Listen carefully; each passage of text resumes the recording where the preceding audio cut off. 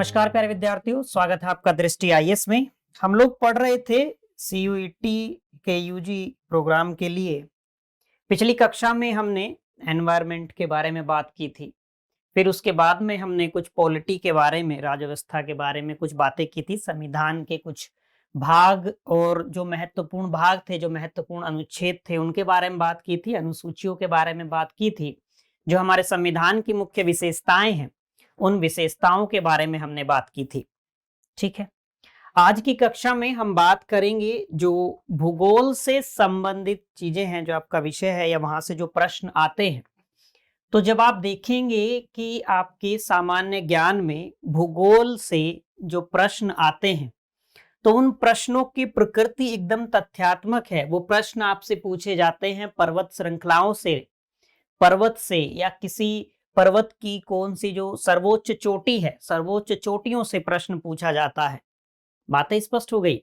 फिर एक इसमें प्रश्न बनता है कि जो विश्व के महत्वपूर्ण पठार हैं, तो विश्व के महत्वपूर्ण पठारों से प्रश्न बनता है। तो वो भी कि किस देश में कौन सा पठार है, यह आपको जानना आवश्यक है। फिर पर्वत, पठार, इनके बाद एक प्रश्न बनता है मरुस्थल से, जहां से संभावना है कि आपसे प्रश्न पूछा जाएगा विश्व के मरुस्थल को, किसी मरुस्थल का नाम दे दिया जाए और आपसे उस की अवस्थिति पूछी जाए कि ये किस देश में अवस्थित है। बात स्पष्ट हो गई। फिर जब हम भारत की तरफ आएंगे, तो भारत में आते समय आपसे प्रश्न पूछने की जो संभावनाएं होती हैं, एक तो आपसे डैम्स एंड रिवर्स वाला प्रश्न बनता है कि जो दर्रे हैं और जो नदियां हैं, सहायक नदियां हैं, वहां से प्रश्न की संभावना अधिक होती है।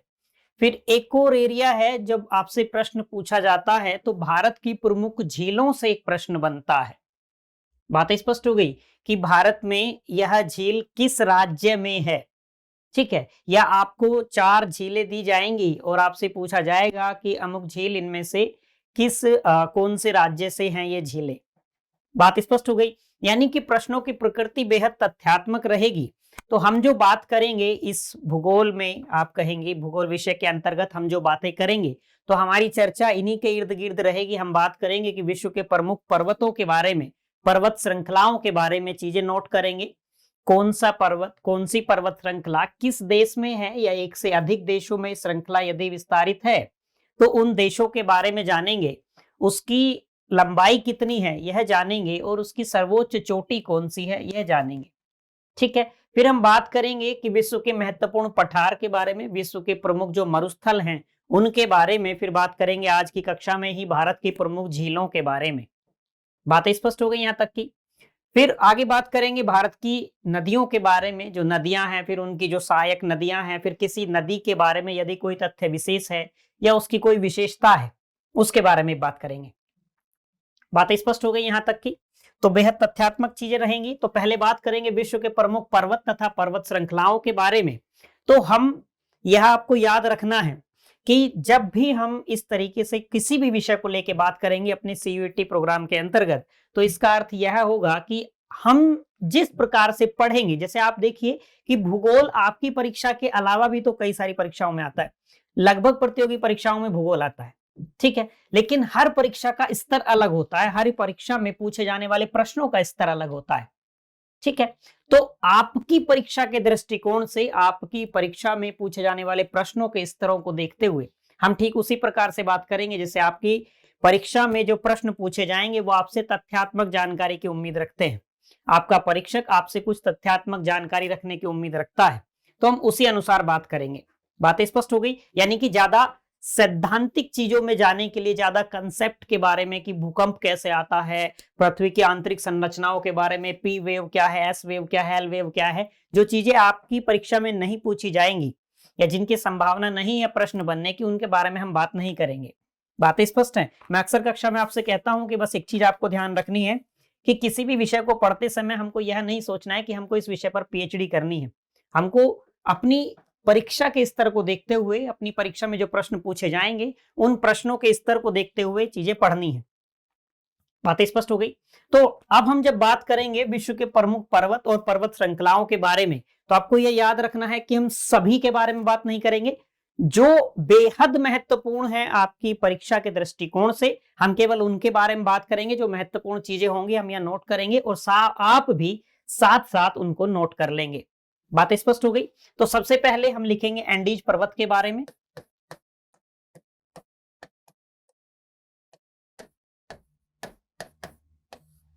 एंडीज पर्वत के बारे में, तो इसकी लंबाई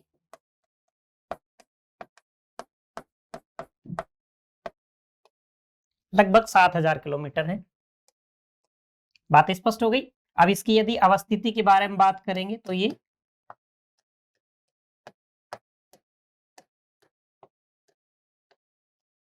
दक्षिण अमेरिका, ठीक है। दक्षिण अमेरिका में भी अब ये कई देशों में फैला हुआ है। तो दक्षिण अमेरिका में भी यदि हम बात करेंगे तो ये इक्वाडोर में है, चिली, कोलंबिया, बोलीविया और वेनेजुएला, ठीक है। आपको दक्षिण अमेरिका तक याद रख लेंगे तो भी बात स्पष्ट हो जाएगी, या आपको और इसको अच्छे से याद रखना है तो आप एक एक देश का नाम लिख लीजिए कि ये इक्वाडोर में है,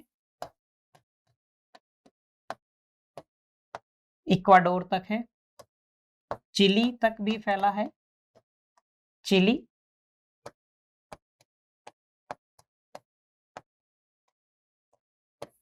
कोलंबिया,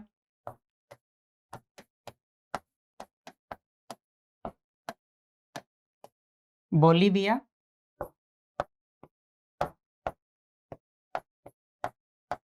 और वेनेजुएला। बात स्पष्ट हो गई। दक्षिण अमेरिका में भी कहां कहां तक इसका विस्तार है, तो इक्वाडोर, चिली, कोलंबिया, बोलीविया और वेनेजुएला। बात स्पष्ट हो गई। याद रखने वाली महत्वपूर्ण बात क्या है, इसकी सर्वोच्च चोटी। बात स्पष्ट है। तो इसकी सर्वोच्च चोटी कौन सी है,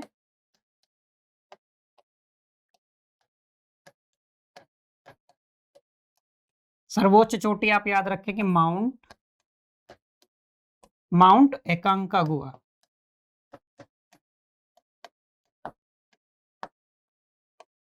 माउंट एकांकागुआ।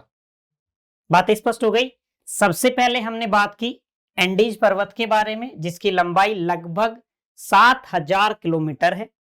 इसकी अवस्थिति की बात करें तो इसकी अवस्थिति दक्षिण अमेरिका में है। इक्वाडोर, चिली, कोलंबिया, बोलीविया और वेनेजुएला।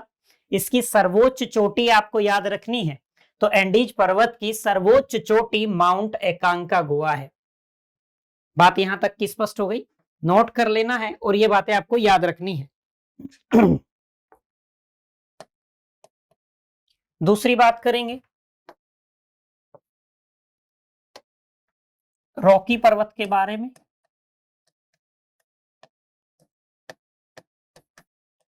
रॉकी पर्वत के बारे में, रॉकी पर्वत की जो लंबाई है वो लगभग 4800 किलोमीटर है। रॉकी पर्वत की लंबाई लगभग 4800 किलोमीटर है और इसकी जो अवस्थिति है वो उत्तर अमेरिका में है।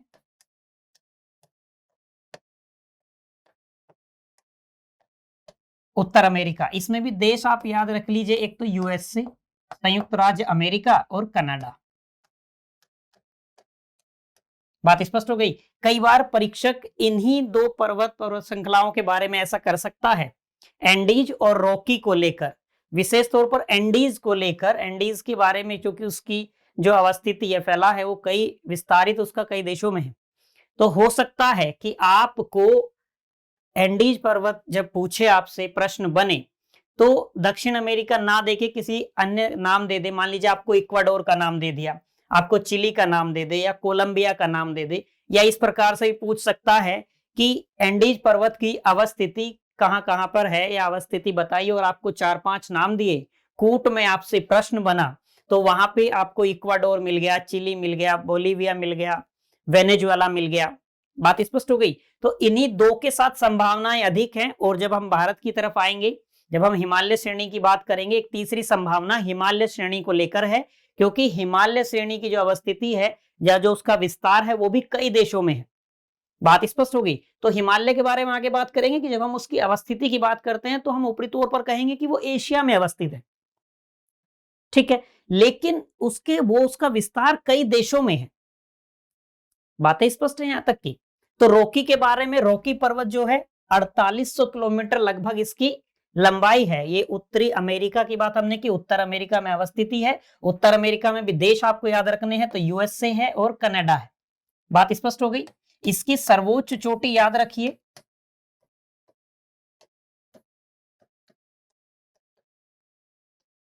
इसकी सर्वोच्च चोटी याद रखेंगे तो माउंट एल्बर्ट आपको याद रखना है। माउंट एल्बर्ट, रॉकी पर्वत की सर्वोच्च चोटी कौन सी है? माउंट एल्बर्ट है। बात स्पष्ट हो गई। तो रॉकी के बारे में, एंडीज के बारे में, अभी हमने दो के बारे में बात की। तो एंडीज पर्वत, उसकी अवस्थिति की यदि हम बात करेंगे तो कहां? दक्षिणी अमेरिका, दक्षिणी अमेरिका। और यदि उसके कई देशों में जैसे विस्तार है, उसके बारे में आपसे प्रश्न पूछा जाए तो कहां कहां है? इक्वाडोर में है, चिली में है, कोलंबिया में है, बोलीविया में है और वेनेजुएला में है। बात स्पष्ट हो गई। अधिक महत्वपूर्ण है कि आप उसकी सर्वोच्च चोटी को याद रखेंगे, तो माउंट एकांकागुआ उसकी सर्वोच्च चोटी है। बातें स्पष्ट हो गई। ठीक इसी प्रकार से हमने बात की रॉकी पर्वत के बारे में। रॉकी पर्वत की जो लंबाई है वो लगभग 4808 किलोमीटर है। इसकी अवस्थिति की बात करेंगे तो आप कहेंगे ये उत्तर अमेरिका में है। यदि देशों पे जाएंगे तो आप कहेंगे संयुक्त राज्य अमेरिका, यूएसए और कनाडा। बात स्पष्ट हो गई। फिर इसकी सर्वोच्च चोटी भी आपको याद रखनी है, इसकी सर्वोच्च चोटी है माउंट एल्बर्ट। बातें स्पष्ट हो गई यहां तक की दो के बारे में।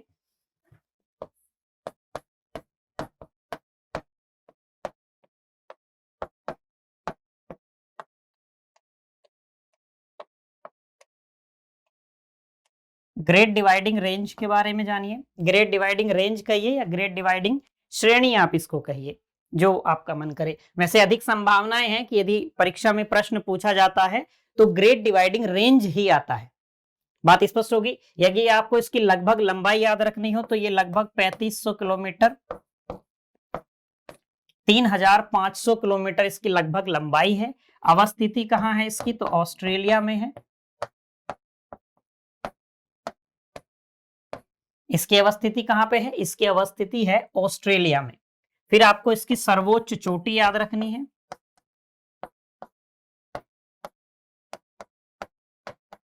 सर्वोच्च चोटी आप सभी की इनकी याद रखेंगे। बात स्पष्ट हो गई। तो ग्रेट डिवाइडिंग रेंज लगभग 3500 किलोमीटर की लंबाई है, 3500 किलोमीटर लगभग। ऑस्ट्रेलिया में अवस्थिति है। कहां पे अवस्थिति है? ऑस्ट्रेलिया में है। और इसकी जो सर्वोच्च चोटी है वो है कोसियुस्को, याद रखनी है।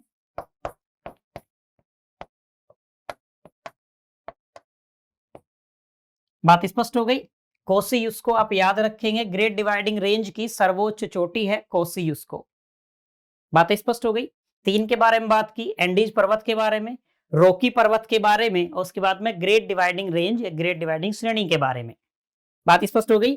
एंडीज की लंबाई लगभग 7000 किलोमीटर, रॉकी पर्वत की लंबाई लगभग 4800 किलोमीटर और ग्रेट डिवाइडिंग रेंज की लंबाई लगभग 3500 किलोमीटर। बात स्पष्ट हो गई यहां तक की। आगे बात करते हैं हिमालयन श्रेणी के बारे में। हिमालय श्रेणी,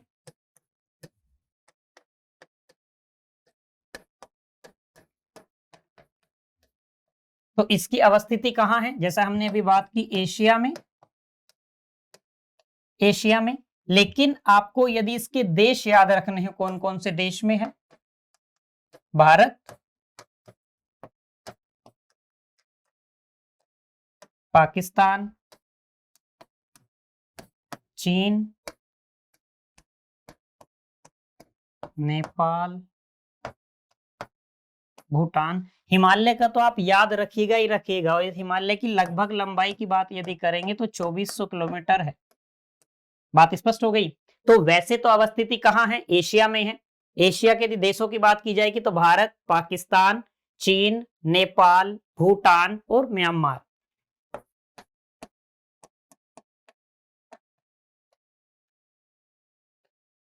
बात स्पष्ट हो गई। हिमालय की सर्वोच्च चोटी आप जानते ही होंगे।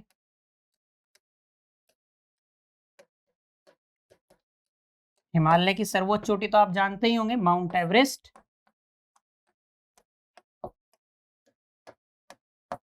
माउंट एवरेस्ट, माउंट एवरेस्ट की ऊंचाई बेहद महत्वपूर्ण है। तो माउंट एवरेस्ट की जो ऊंचाई है वो 8848 मीटर है। ये याद रखिएगा। बात स्पष्ट हो गई। अब ये माउंट एवरेस्ट की अवस्थिति कहाँ है? तो ये नेपाल में है। बात यहां तक की स्पष्ट हो गई। तो हमने 4 के बारे में बात की। सबसे पहले हमने एंडीज के बारे में बात की, फिर हमने रॉकी के बारे में बात की, फिर हमने ग्रेट डिवाइडिंग रेंज के बारे में बात की, उसके बाद में हमने हिमालय श्रेणी के बारे में बात की।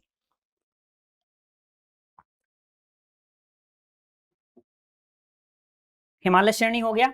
इसमें याद रखना है कि अवस्थिति वैसे एशिया में है। एशिया के यदि देशों की बात की जाएगी तो ये सारे देश आपको पता होने चाहिए। 6 के 6 देशों के बारे में आपको जानकारी होनी चाहिए। तो आपको करना क्या है? भारत और भारत के पड़ोसी देश देख लेने हैं। इनको याद रख लेना है कि भारत में है, पाकिस्तान में है, नेपाल में है, भूटान में है, चीन में है और म्यांमार में है। बात स्पष्ट हो गई। इसकी जो सर्वोच्च चोटी है वो माउंट एवरेस्ट है। आप जानते भी होंगे पहले से। उसकी ऊंचाई आपको याद रखनी है एकदम, ये 8,848 मीटर, ये याद रखना है। ये ऐसा फैक्ट है जिसको कह सकते हैं कि ये कभी पुराना नहीं होता। बात स्पष्ट है। और ये बहुत बार पूछा गया है, तो इसकी आगे भी पूछे जाने की संभावनाएं बनी रहती हैं। बातें स्पष्ट हो गई। तो 8,848 मीटर माउंट एवरेस्ट की ऊंचाई है। और माउंट एवरेस्ट की अवस्थिति कहां है? तो वो नेपाल में है। बात स्पष्ट हो गई हिमालय श्रेणी के बारे में। आगे आप जान लीजिए।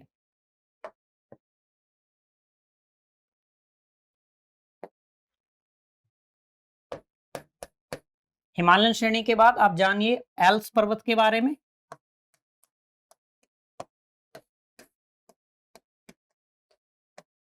एल्प्स पर्वत के बारे में आप जानिए। इसकी अवस्थिति यूरोप में है। इसकी अवस्थिति कहां है? इसकी अवस्थिति यूरोप में है। और इसकी जो सर्वोच्च चोटी है,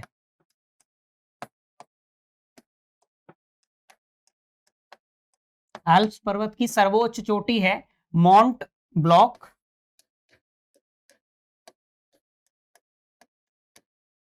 माउंट ब्लॉक याद रखिएगा। एल्प्स पर्वत की जो लंबाई है वो लगभग 1200 किलोमीटर है।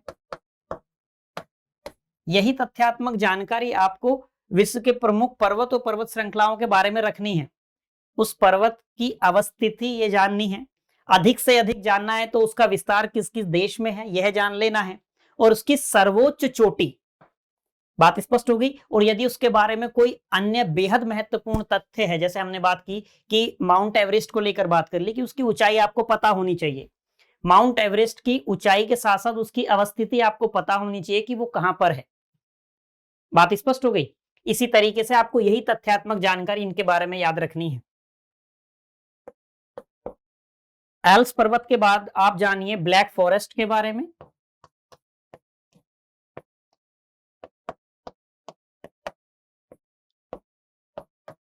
ब्लैक फॉरेस्ट के बारे में जानिए। इसकी अवस्थिति कहां है? जर्मनी। जर्मनी। और इसकी जो सर्वोच्च चोटी है,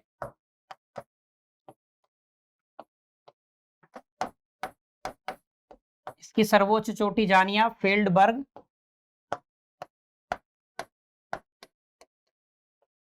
फील्डबर्ग। बात स्पष्ट हो गई। ब्लैक फॉरेस्ट अवस्थिति कहां है? तो जर्मनी में है। सर्वोच्च चोटी क्या है? फील्डबर्ग है। बातें यहां तक की स्पष्ट हो गई ब्लैक फॉरेस्ट के बारे में। ब्लैक फॉरेस्ट के बाद आपको जानना चाहिए अलास्का रेंज के बारे में, या आप कह सकते हैं अलास्का श्रेणी।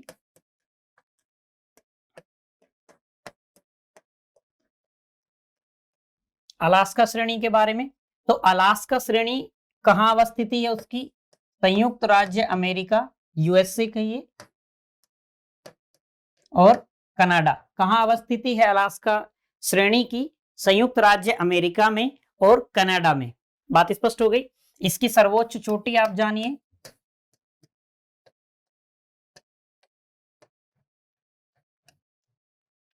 सर्वोच्च चोटी अलास्का श्रेणी महत्वपूर्ण है, इसको याद रखिएगा।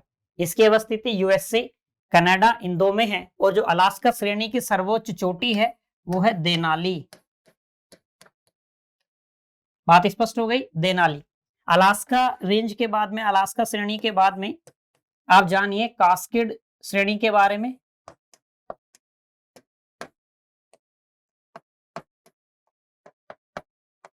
कास्केड श्रेणी के बारे में जानिए। कास्केड श्रेणी कहिए या रेंज कहिए। इसकी अवस्थिति यूएसए संयुक्त राज्य अमेरिका,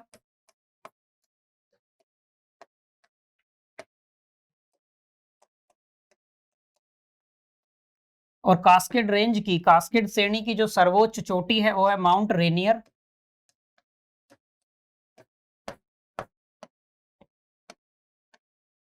माउंट रेनियर, बात स्पष्ट हो गई। अलास्का श्रेणी, अलास्का श्रेणी के बाद हमने देखा कास्केड श्रेणी, कास्केड रेंज याद रखना है। कास्केड रेंज की अवस्थिति कहाँ है? यूएसए में है, और उसकी सर्वोच्च चोटी जो है वो है माउंट रेनियर। बात स्पष्ट है? तो आपको याद रखनी है अलास्का, कास्केड। फिर आगे बात करते हैं सिएरा नेवादा के बारे में। Sierra Newada, Sierra Newada, Sierra Newada की अवस्थिति ये भी संयुक्त राज्य अमेरिका में है, आप कहेंगे यूएसए में है, और इसकी जो सर्वोच्च चोटी है याद रखनी है आपको,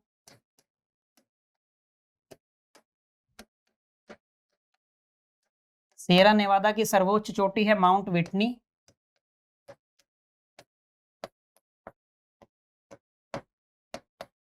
माउंट विटनी, बात स्पष्ट हो गई। अलास्का, इनके बारे में अलास्का रेंज हो, कास्केड रेंज हो, सिएरा नेवादा हो, इनकी सर्वोच्च चोटी आपको याद रखनी है। बात स्पष्ट हो गई। ये हमने बेहद महत्वपूर्ण पढ़े हैं। एक इसमें आप अंतिम एक और नोट कर लीजिए, आप एटलस के बारे में जानिए। एटलस, और इसकी जो अवस्थिति है वो उत्तर पश्चिम अफ्रीका में है।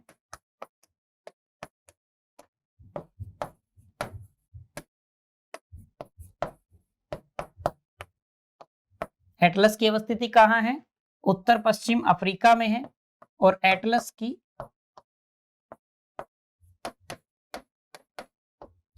की सर्वोच्च चोटी कौन सी है? तो याद रखना है इसकी है सर्वोच्च चोटी। ये जो हमने बेहद महत्वपूर्ण की बात की है, तो जैसे इसकी सर्वोच्च चोटी हो गई तुबकाल। अभी एक बार फिर से इनके बारे में बात करते हैं। तुबकाल, बात स्पष्ट हो गई। अब देखिए, जैसे हमने बात की सबसे पहले एंडीज पर्वत के बारे में, तो क्या बेहद महत्वपूर्ण चीजें हैं इसमें? एंडीज पर्वत बेहद महत्वपूर्ण है, इसकी लंबाई भी महत्वपूर्ण है, ठीक है। फिर इसकी अवस्थिति कहां पे है? एक तो ये कि दक्षिण अमेरिका में है, ठीक है, लेकिन ये जो किस किस देश में इसकी अवस्थिति है ये बेहद महत्वपूर्ण है। बात स्पष्ट हो गई यहां तक कि इक्वाडोर में है, चिली में है, कोलंबिया में है, बोलीविया में है, और वेनेजुएला में है।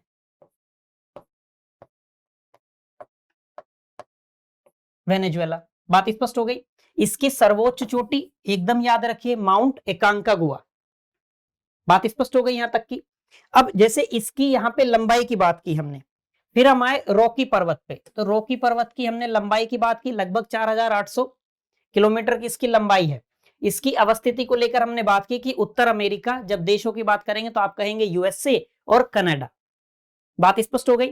रॉकी पर्वत की सर्वोच्च चोटी के बारे में हमने बात की, तो माउंट एल्बर्ट आपको याद रखना है, ठीक है। अब यहां से देखिए प्रश्न कैसे हो सकता है।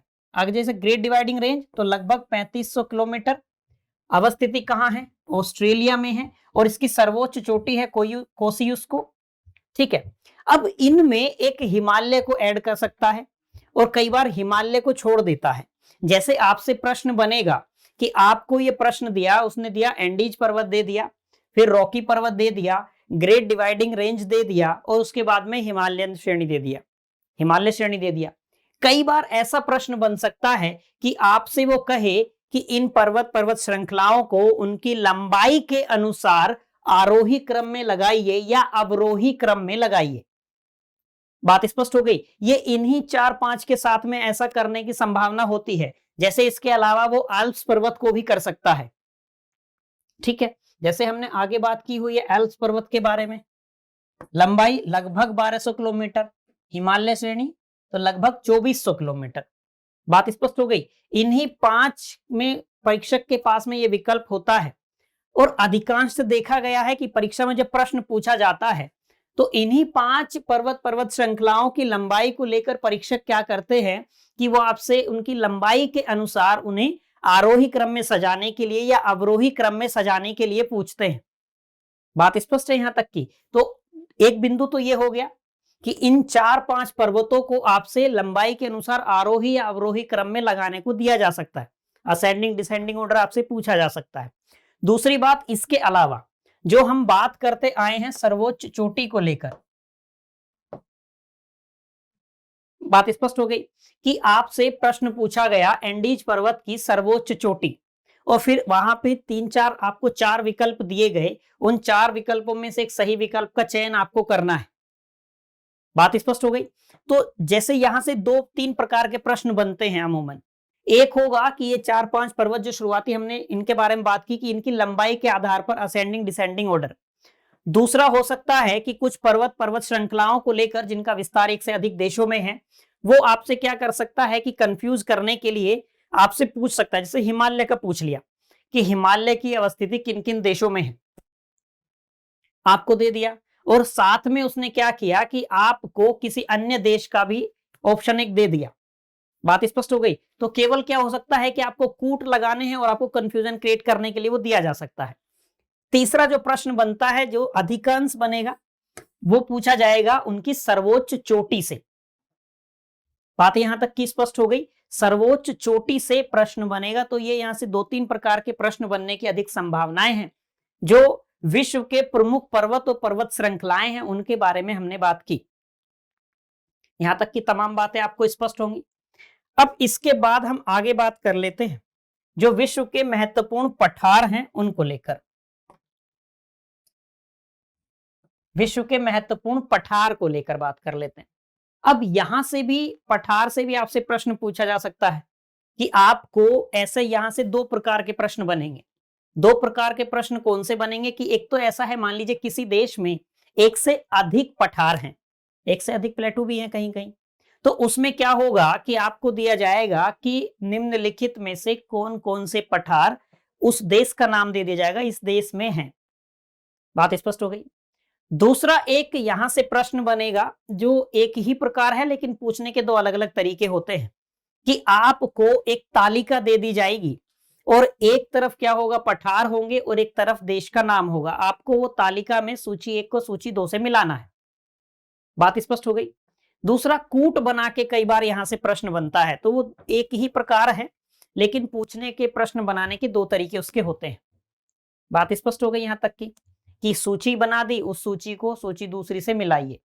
ठीक है, कोई तालिका बना के भी दे सकता है कि तालिका ए को तालिका बी से मिलाइए, इस प्रकार से। बात स्पष्ट हो गई? तो हम एक एक करके जो देशों के जो महत्वपूर्ण हैं, उनके जो महत्वपूर्ण पठार हैं, वहां उनकी बात कर लेते हैं जो आपकी परीक्षा में जिनके पूछे जाने की संभावनाएं अधिक है। जैसे एक आप सबसे पहला नोट करेंगे, कोलंबिया स्नेक का पठार।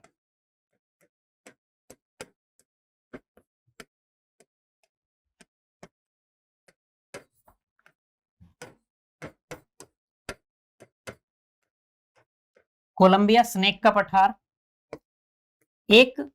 दूसरा हम बात करेंगे कोलोराडो का पठार।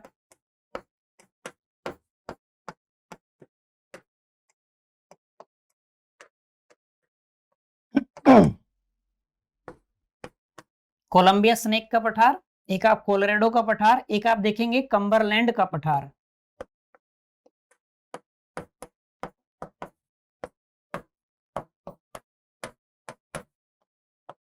कम्बरलैंड का पठार और एक ग्रेट बेसिन पठार।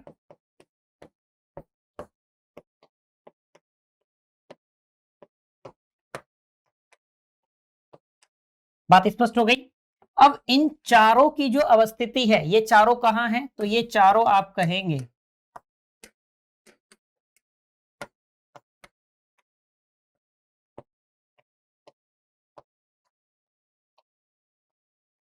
यूएसए में है, संयुक्त राज्य अमेरिका में है।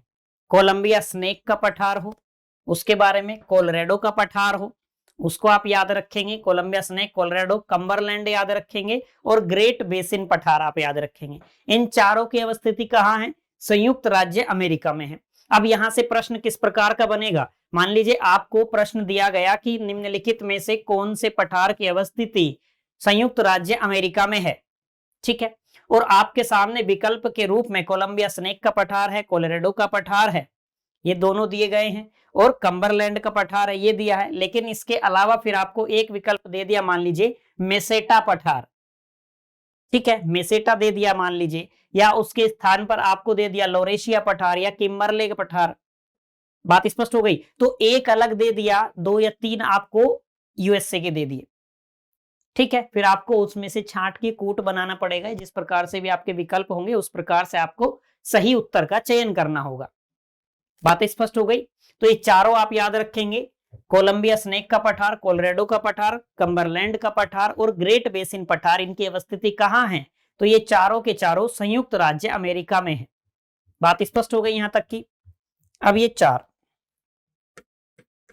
इनके अलावा एक आप याद रखिए लोरेशिया का पठार,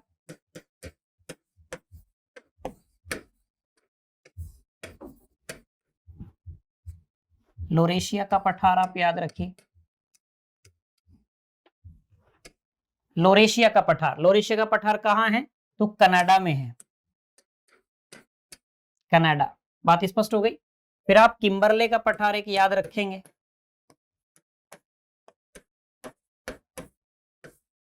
लोरेशिया का पठार साथ आप याद रखेंगे, किम्बरले का पठार, किम्बरले का पठार, किम्बरले का पठार कहां है, तो वो ऑस्ट्रेलिया में है।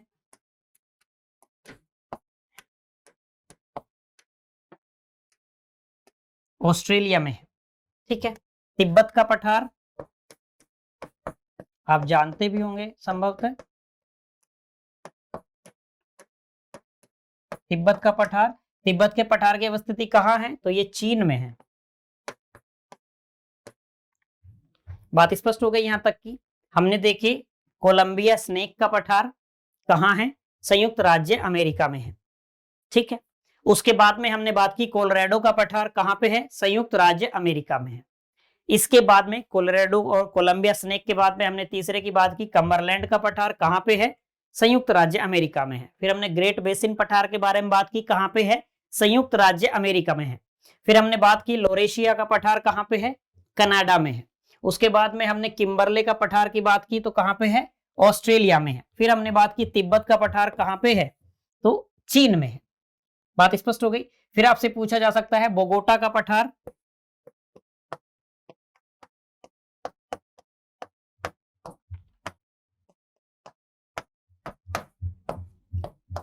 बोगोटा का पठार आपको याद रखना है कहां पे है, कोलंबिया में है।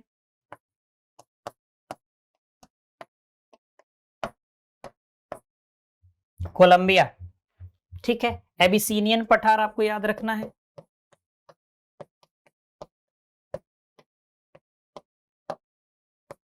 एबिसीनियन,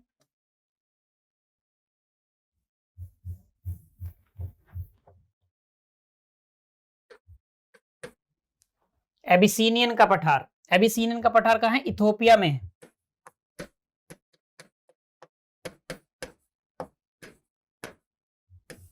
एबिसीनियन प्लेटू भी आप कह सकते हैं, एबिसीनियन पठार कह सकते हैं। एबिसीनियन प्लेटू या एबिसीनियन पठार कहां है,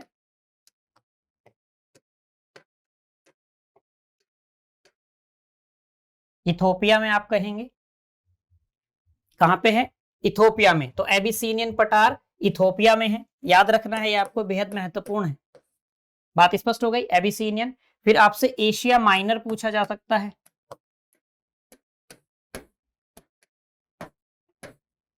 ये एक साथ में दो पठार हैं और ये बेहद महत्वपूर्ण है, जैसे एशिया माइनर और एनातोलिया का पठार।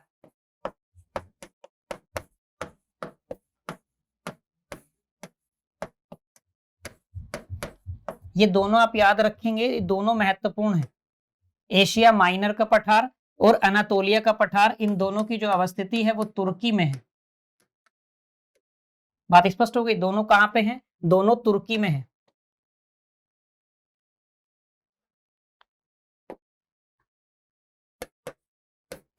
एनातोलिया और एशिया माइनर दोनों याद रखेंगे। उसके बाद में जो हम बात कर रहे थे अभी, मेसेटा पठार,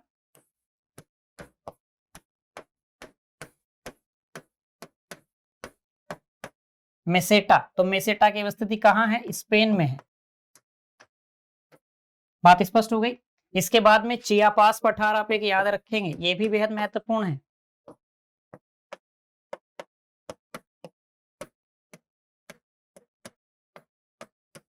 चियापास पठार, चियापास पठार कहाँ है? ये मध्य मैक्सिको में है।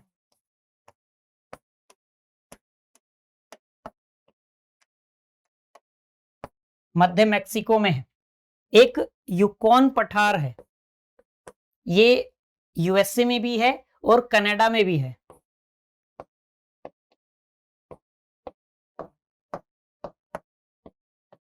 यूकॉन पठार कहाँ? कनाडा, एक तो कनाडा में है और यूएसए में है। अच्छा, अब इस प्रकार से भी यहाँ पे क्या होता है कि कई बार परीक्षक प्रश्न बनाता है। जैसे क्या करेगा परीक्षक? परीक्षक करेगा, जैसे कोई पठार है, उसकी अवस्थिति एक से अधिक देशों तक है मान लीजिए, तो उसमें क्या होगा कि कई बार आपके सामने विकल्प में केवल एक ही देश दिया जाएगा। जैसे हम उदाहरण के रूप में बात करें कि आपके सामने आया यूकॉन पठार और आपसे पूछा गया है कि यूकॉन पठार किस देश में है, आपको दे दिया इथोपिया है, तुर्की है, स्पेन है और कनाडा है। बात स्पष्ट है। या कई बार क्या करेगा, वो केवल यूएसए दे देगा। बात स्पष्ट है। अब यह नहीं मानना है बिल्कुल कि केवल एक देश का नाम दिया तो ये गलत हो गया। आपको विकल्प में जो भी दिया हो, कनाडा दे दिया हो, आप उस पे उसका विकल्प का चयन करेंगे। आपको यूएसए दे दिया हो तो आप उसका चयन करेंगे। बात स्पष्ट हो गई। यहां तक कि परीक्षक कई बार इस प्रकार से भ्रमित आपको कर सकते हैं। एक अंतिम पठार में, एक अंतिम अब भारत का भी लिख लीजिए, दक्कन का पठार।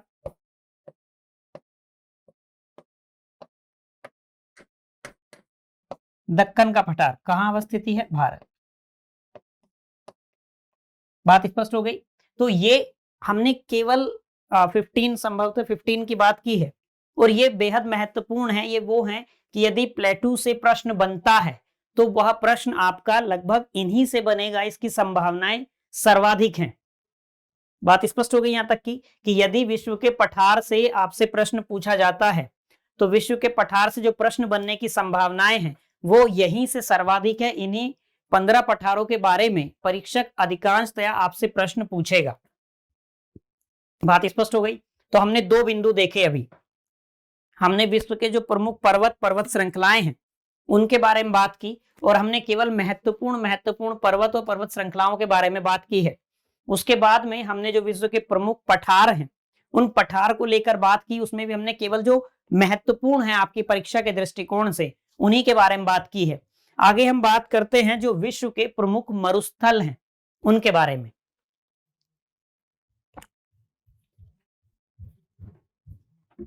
अब यहां क्या होगा, जब हम विश्व के प्रमुख मरुस्थल के बारे में बात करेंगे तो किसी किसी मरुस्थल की कोई खास विशेषता है, उसको आप एकदम अति महत्वपूर्ण, जिसको कहते हैं अति महत्वपूर्ण, करके नोट कर लीजिएगा कि यदि किसी जैसे हम बात करेंगे सबसे पहले, जैसे सहारा के बारे में बात करेंगे तो सहारा के बारे में एक तो आपको ये याद रखना है कि भाई सहारा कहाँ है, तो हम कहेंगे उत्तरी अफ्रीका में। ठीक है। फिर अब उसके साथ में हम उसकी एक विशेषता यह लिखेंगे कि सहारा के बारे में जानकारी आपको होनी चाहिए कि यह संसार का विशालतम मरुस्थल है। तो इसका अर्थ है कि आपके लिए सहारा को याद रखना बेहद महत्वपूर्ण है। बात स्पष्ट हो गई। इसी प्रकार से जब हम पढ़ते हुए बात करेंगे तो हम अटकामा के बारे में बात करेंगे। तो अटकामा के बारे में हम कहेंगे कि भाई उसकी अवस्थिति कहाँ है, तो एक तो उसकी अवस्थिति जान लेंगे, आप कहेंगे कि अटकामा की अवस्थिति उत्तरी चिली में है। फिर दूसरी बात, जब उसके बारे में हम विशेषता की बात करेंगे तो हम कहेंगे कि अटकामा मरुस्थल विश्व का शुष्कतम मरुस्थल है। बात स्पष्ट हो गई, विश्व का शुष्कतम मरुस्थल है। तो ये जो विशेषता हम नोट करेंगे किसी किसी के बारे में, उसको आप याद रखिए। जैसे हम दश्त कबीर के बारे में एक बात लिखेंगे, नोट करेंगे, तो ये बेहद महत्वपूर्ण चीजें होंगी। इसका अर्थ होगा कि आपको उस मरुस्थल को याद रखना ही रखना है, उसके भूलने की गुंजाइश नहीं है। फिर उसकी अवस्थिति को आपको याद रखना है और उसके बारे में जो विशेष बात है उसकी विशेषता को आपको एकदम याद रखना है। बात स्पष्ट हो गई। तो बात करते हैं विश्व के प्रमुख मरुस्थल के बारे में। सबसे पहले हमने बात की कि सबसे पहले हम सहारा के बारे में बात कर लेते हैं, क्योंकि जब विश्व के प्रमुख मरुस्थलों की बात आती है तो सहारा का नाम प्रमुखता से लिया जाता है। बात स्पष्ट हो गई। सहारा मरुस्थल का नाम प्रमुखता के साथ में आता है। तो सहारा मरुस्थल की अवस्थिति कहाँ है? यह उत्तरी अफ्रीका में है।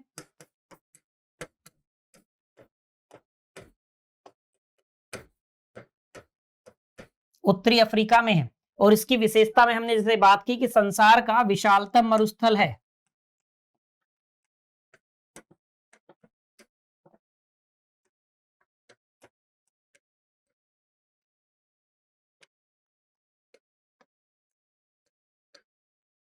संसार का विशालतम मरुस्थल है सहारा। तो ये एकदम महत्वपूर्ण हो जाता है कि आपको सहारा के बारे में एकदम याद होना चाहिए। बात यहां तक की स्पष्ट हो गई। फिर प्रमुख पठारों में मरुस्थलों में जब बात करेंगे तो एक तो हमने सहारा की बात कर ली, एक आप नाम याद रखेंगे नामीब का। नामीब मरुस्थल पढ़ते समय भी हम जो महत्वपूर्ण मरुस्थल है आपकी परीक्षा के दृष्टिकोण से केवल उन्हीं की बात करेंगे, केवल उन्हीं को हम लिखेंगे, केवल वही आप याद रखिएगा। तो आपकी परीक्षा में यदि प्रश्न आता है तो उसको आप हल कर लेंगे। बात स्पष्ट हो गई। तो नामीब के बारे में लिखेंगे, नामीब की अवस्थिति कहाँ है? तो वो अफ्रीका में है, अफ्रीका। अब नामीब की जो हमने बात की मरुस्थल की अवस्थिति है अफ्रीका में, तो किन किन देशों में है ये महत्वपूर्ण हो जाता है। तो एक तो ये अंगोला तक फैला है, अंगोला तक फैला है। एक ये दक्षिण अफ्रीका तक फैला है, दक्षिण अफ्रीका तक फैला है। एक आप याद रखेंगे ये नामीबिया तक भी इसका विस्तार है, नामीबिया। बात स्पष्ट हो गई यहां तक की। तो नामीब मरुस्थल की अवस्थिति कहाँ है? आप कहेंगे अफ्रीका में है। यदि उसके देश आपसे पूछ लिए जाएं कि नामीब मरुस्थल की अवस्थिति किन किन देशों में है या उसका विस्तार किन किन देशों में है, तो आप कहेंगे कि अंगोला, नामीबिया और दक्षिण अफ्रीका।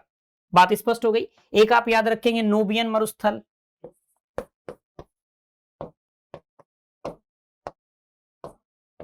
नूबियन मरुस्थल। नूबियन मरुस्थल कहाँ है? वो भी अफ्रीका में है, अफ्रीका में है। बात स्पष्ट हो गई यहां तक की। फिर इससे आगे बात करेंगे तो ऑस्ट्रेलिया के मरुस्थलों के बारे में बात करेंगे, सिम्पसन। अब यहां से प्रश्न बनने की संभावनाएं सर्वाधिक हैं। बात स्पष्ट हो गई। तो पहले आप नोट करेंगे सिम्पसन, दूसरा आप नोट करेंगे Gibson, Simpson, Gibson, great Sandy, ये याद रखेंगे आप, ग्रेट सैंडी। फिर ग्रेट विक्टोरिया,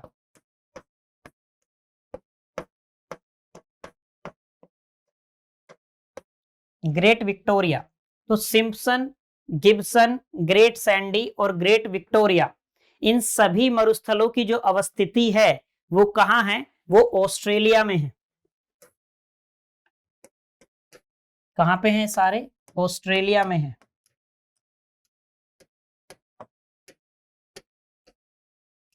तो अब ये मरुस्थल अति महत्वपूर्ण हो जाते हैं, क्योंकि ऐसा हो सकता है कि यहां से प्रश्न बनाने की जो परीक्षक प्रश्न बनाता है तो उनके पास कई सारे अवसर होते हैं विद्यार्थियों को भ्रमित करने के।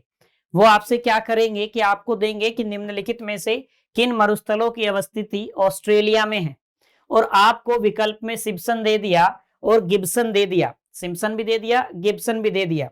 इन दो के अलावा मान लीजिए कि आपको तीसरा ग्रेट सैंडी भी दे दिया, लेकिन एक आपको दे दिया मोजावे या कोई अन्य मरुस्थल, सहारा दे दिया या कोई भी अन्य मरुस्थल दे दिया, मान लीजिए चिहुआहुआन दे दिया या टकला मकान दे दिया आपको। तो वहां क्या होगा कि आपको अब ये कूट करना पड़ेगा कि इनमें से कौन से ऑस्ट्रेलिया में है और कौन से नहीं। ठीक है, तो वहां से भी इस प्रकार का कूट आपको विकल्प में मिलेगा कि 1 2 3, 2 3 4, 1 3, 1 4, इस प्रकार से। बात स्पष्ट हो गई। तो ऑस्ट्रेलिया का याद रखेंगे कौन कौन से मरुस्थल हैं? सिम्पसन है, गिब्सन है, ग्रेट सैंडी और ग्रेट विक्टोरिया। बात स्पष्ट हो गई यहां तक की। इनके बारे में आपको याद रखना है कि इनकी अवस्थिति कहां है, तो इनकी अवस्थिति ऑस्ट्रेलिया में है। ठीक है, अब आगे नोट करेंगे ग्रेट विक्टोरिया के बाद में रब अल खाली। रबल खाली ये अक्सर पूछा जा सकता है, वो पूछा जाता है। रबल खाली, रबल खाली ये सऊदी अरब में है, ओमान में है, यमन में है और संयुक्त अरब अमीरात में है, यूएई में है। तो अब ये कई देशों में अवस्थित है, इसका विस्तार कई देशों में है। तो ये भी अति महत्वपूर्ण हो जाता है क्योंकि इसका विस्तार एक से अधिक देशों में है, तो यहां से प्रश्न बनने की संभावनाएं अधिक होती हैं। तो एक तो ये कहां हो गया, हमने लिखा ये सऊदी अरब में हो गया, एक तो ये सऊदी अरब में हो गया। दूसरा ओमान, ओमान तक विस्तारित है, फिर यमन में है और आप कहेंगे यूएई। बात स्पष्ट हो गई। तो आपको याद रखना है कि रब्बल खाली बेहद महत्वपूर्ण हो जाएगा आपके लिए। आपको रब्बल खाली मरुस्थल कहाँ है, उसका विस्तार कहाँ कहाँ तक है, किन किन देशों तक फैला है, ये आपको याद रखना होगा। बात स्पष्ट हो गई। क्योंकि जिनकी, मैंने पहले भी जैसा कहा कि जिनकी अवस्थिति एक से अधिक देशों में होगी, वो आपकी परीक्षा के दृष्टिकोण से उतना ही महत्वपूर्ण हो जाएगा। बात स्पष्ट है।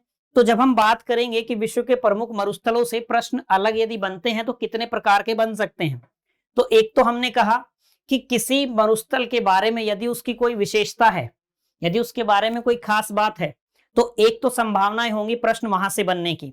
जैसे हमने कहा कि सहारा के बारे में आपसे पूछ लिया कि निम्नलिखित में से कौन सा संसार का विशालतम मरुस्थल है, एक प्रश्न तो वो बन गया।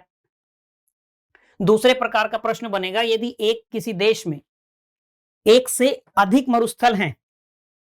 बात स्पष्ट हो गई। तो एक प्रकार का प्रश्न बनेगा कि आपसे कूट देकर पूछ लिया जाएगा कि निम्नलिखित में से कौन कौन से मरुस्थल इस देश में हैं। ठीक है।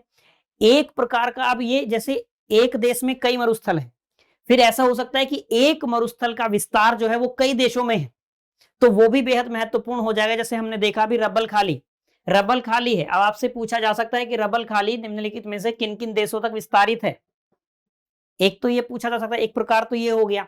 या अब क्या करेगा कि आपसे क्या करेगा, इन चारों में से कोई एक विकल्प ही, कोई एक ही देश का नाम मौजूद रहेगा। बात स्पष्ट हो गई। जैसे आपको दिया कि रब्बल खाली मरुस्थल निम्नलिखित में से किन देशों में है, अब आपको दे दिया अमेरिका का नाम दे दिया, ऑस्ट्रेलिया का नाम दे दिया, आपको कनाडा का नाम दे दिया और फिर एक नाम दे दिया सऊदी अरब का, या आपको नाम दे दिया ओमान का या यमन का या यूएई का, कोई एक ही नाम दिया। बात स्पष्ट हो गई। तो इस प्रकार से भी परीक्षक आपको घुमा सकता है। ठीक है। तो याद रखना है रब्बल खाली के बारे में। ठीक है। अब रब्बल खाली के बाद में एक आप याद रखेंगे अन नाफुद, एक आपको याद रखना है अन नाफुद के बारे में, एक आप याद रखेंगे गोबी के बारे में, वो बेहद महत्वपूर्ण है। और जैसे हमने कहा सहारा के बारे में कि जब भी संसार के मरुस्थलों के बारे में बात आती है तो सहारा का नाम प्रमुखता से लिया जाता है। ठीक उसी प्रकार का है गोबी, गोबी है, कालाहारी है, काराकुम है, इनका नाम भी प्रमुखता से आता है मरुस्थलों की सूची में। तो ये भी आपको याद रखना है। तो अभी आप लिखेंगे अगला अन नाफुद के बारे में लिखेंगे सऊदी अरब का।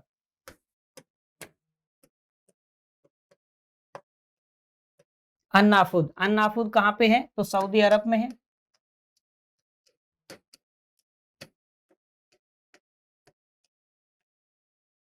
बात स्पष्ट हो गई।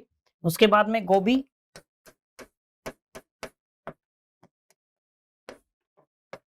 गोबी डेजर्ट, गोबी मरुस्थल, मंगोलिया और चाइना।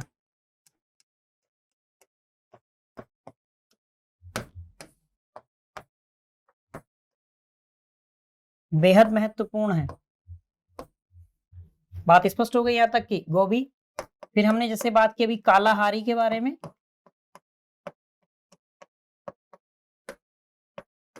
कालाहारी याद रखेंगे, कालाहारी का है, कालाहारी की अवस्थिति भी एक से ज्यादा देशों में है। तो ये दक्षिण अफ्रीका में है, दक्षिण अफ्रीका में इसका विस्तार है, नामीबिया में इसका विस्तार है और इसका विस्तार है बोत्सवाना में। बोत्सवाना में इसका विस्तार है। तो आप याद रखेंगे दक्षिण अफ्रीका, नामीबिया, बोत्सवाना। बात स्पष्ट हो गई यहां तक की।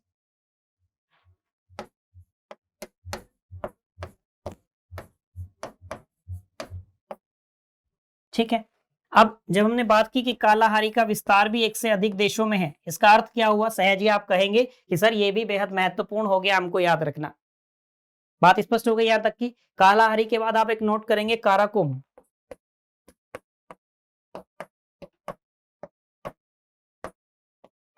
काराकोरम, काराकोरम भी महत्वपूर्ण है, तुर्कमेनिस्तान में है।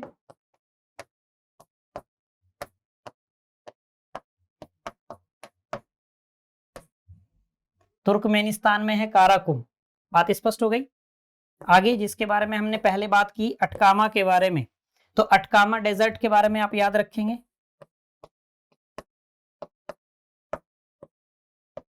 अटकामा मरुस्थल, अटकामा मरुस्थल कहाँ है? उत्तरी चिली में है।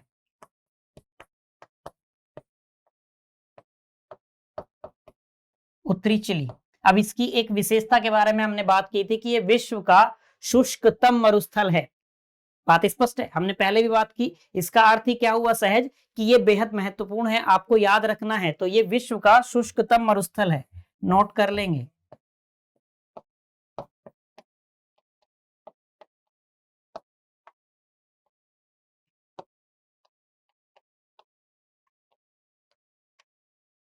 विश्व का शुष्कतम मरुस्थल।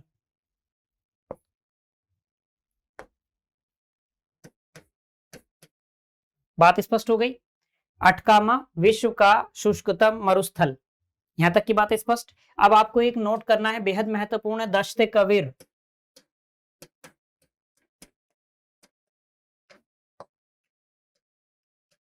दश्त ए कबीर के बारे में, ये कहां है? ये ईरान में है। दश्त कबीर ईरान में है। अब ये इसलिए याद है क्योंकि इसे एक नाम, अन्य नाम भी इसको दिया जाता है, दश्त कबीर को। दश्त कबीर को एक अन्य नाम दिया जाता है, इसे ग्रेट सॉल्ट डेजर्ट भी कहते हैं।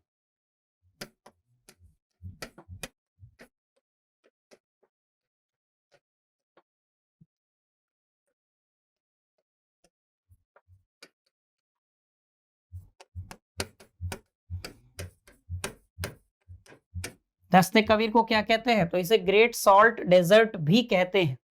बात स्पष्ट हो गई? इसके बाद में एक और है, ये भी महत्वपूर्ण है, दस्ते लूट। इसको आप याद रखेंगे, दस्ते लूट। बात स्पष्ट हो गई? दश्त कबीर और एक दस्ते लूट। दस्ते लूट कहाँ है? तो ये भी ईरान में है। ये भी ईरान में है, याद रखना है आपको। तो दस्ते कबीर ईरान में है, इसे ग्रेट सॉल्ट डेजर्ट भी कहते हैं। फिर हमने बात की दस्ते लूट। दस्ते लूट भी आप याद रखेंगे, दस्ते लूट भी ईरान में है, ईरान के पूर्वी भाग में है, बट ईरान याद रखेंगे तो आपका काम हो जाएगा। बात स्पष्ट हो गई? दस्ते लूट के बाद आप एक याद रखेंगे जो हमने बात की, मोजावे। मोजावे डेजर्ट। मोजावे डेजर्ट कहाँ है? तो संयुक्त राज्य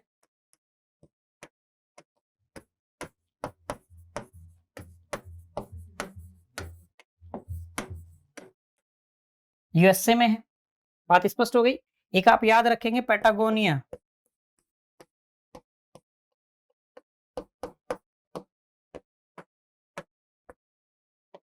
पैटागोनिया। अब पैटागोनिया कहाँ है? ये इसकी अवस्थिति या विस्तार आप कहेंगे अर्जेंटीना में है और चिली में है।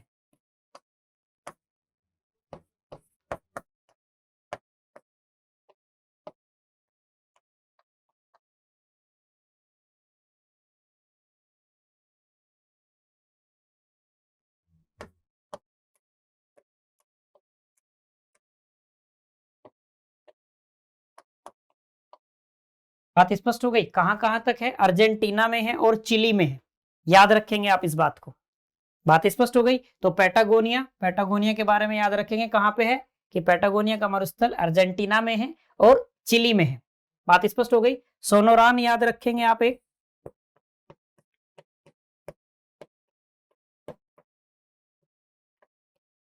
सोनोरान मरुस्थल, सोनोरान मरुस्थल ये यूएसए में है और मैक्सिको तक फैला है।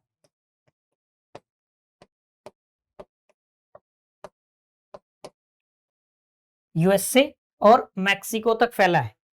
बात स्पष्ट हो गई? इसके बाद आप एक याद रखेंगे चिहुआहुआन।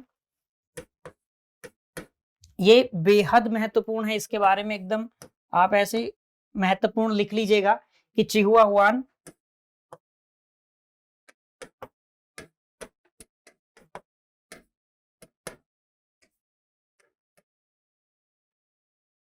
चिहुआहुआन कहाँ, एक तो ये अमेरिका में है और दूसरा मैक्सिको तक फैला है। ठीक है,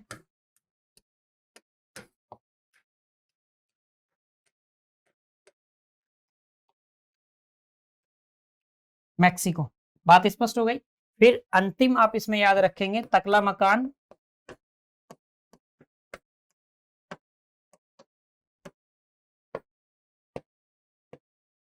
तकलामकान कहाँ है, तो ये चाइना में है, याद रखेंगे, बेहद महत्वपूर्ण है। जब परीक्षक मरुस्थल से प्रश्न बनाते हैं तो उनके सामने, जैसे हमने बात की कि उनके सामने कुछ एकदम चुनिंदा नाम होते हैं, जैसे सहारा है, सहारा से प्रश्न बनने की संभावनाएं सर्वाधिक होती हैं। सहारा से प्रश्न बना, फिर आपके सामने आता है रब्बल खाली, फिर गोबी, फिर कालाहारी, गोबी डेजर्ट से प्रश्न बनता है, कालाहारी से प्रश्न बनता है, अटकामा हो गया, मोजावे हो गया, और एक है जैसे चिहुआहुआन हो गया, टकलामकान हो गया, तकलामकान हो गया। बात स्पष्ट हो गई। इस तरीके की दोनों नाम मिल जाते हैं, कई जगह टकलामकान मिलता है, हिंदी में कई जगह लिखा मिलता है तकलामकान।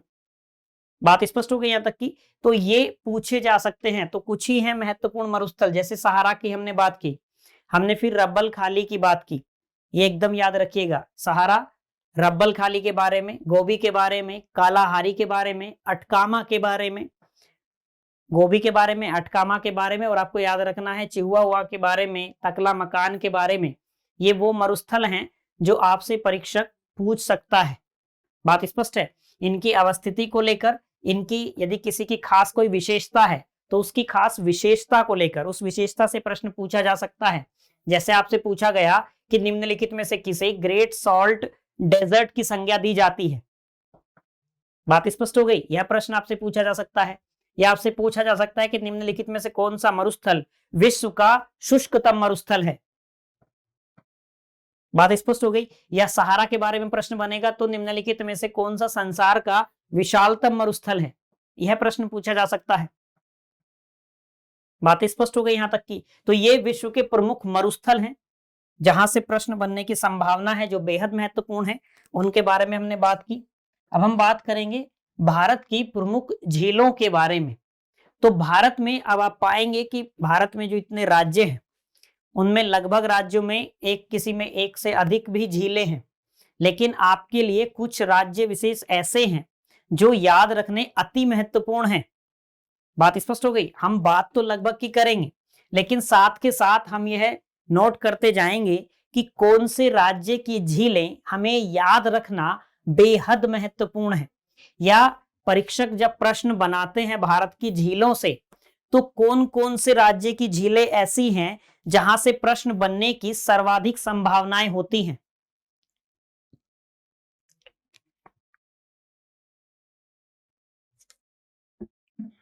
बातें स्पष्ट हो गई यहां तक की। तो हम एक एक राज्य लेके चलते हैं और उनमें जो झीलें हैं, जो झीलें वहां पर हैं, उनके नाम हम नोट करेंगे। साथ के साथ कौन कौन सी झीलें बेहद महत्वपूर्ण है, ये हम साथ के साथ बात करेंगे। फिर एक बार जब हम सारी झीलें पढ़ लेंगे, फिर उसके बाद एक बार फिर से बात करेंगे कि कौन कौन सी झीलें आपको एकदम से याद रहनी चाहिए। कुछ झीलें ऐसी आएंगी, एक दो, मुश्किल से दो तीन झीलें ऐसी आएंगी जिनके बारे में कोई विशेष तथ्य है, वो आपको याद रहना चाहिए। बात स्पष्ट हो गई। जैसे हम पढ़ते हुए जाएंगे तो हम बात करेंगे चिल्का के बारे में, हम बात करेंगे पुलिकट के बारे में। तो ये ऐसी झीलें आएंगी जिनकी अपनी कुछ विशेषता है जो आपको याद रखनी है। बात स्पष्ट हो गई। जब हम किसी झील की विशेषता के बारे में बात करेंगे, इसका अर्थ हुआ कि वो झील याद रखनी महत्वपूर्ण है। फिर वो झील किस राज्य में है, यह याद रखना महत्वपूर्ण हुआ। और फिर उस राज्य में उस झील के अलावा और कौन कौन सी झील हैं, यह याद रखना अति महत्वपूर्ण हुआ। क्योंकि ऐसा हो सकता है कि आपसे उस राज्य के उस विशेष झील के बारे में प्रश्न ना पूछ के उसके अलावा जो अन्य झीलें हैं उनसे प्रश्न पूछ लिया जाए। बात स्पष्ट हो गई। तो सबसे पहले हम जानते हैं कि पंजाब में कौन कौन सी झीलें हैं। पंजाब, तो पंजाब में कौन कौन सी झीलें हैं, हरीके हैं,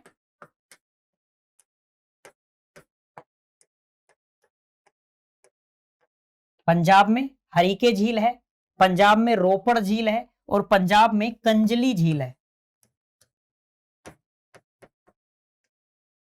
बात स्पष्ट हो गई।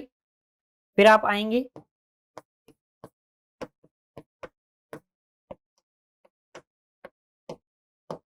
उत्तर प्रदेश के बारे में।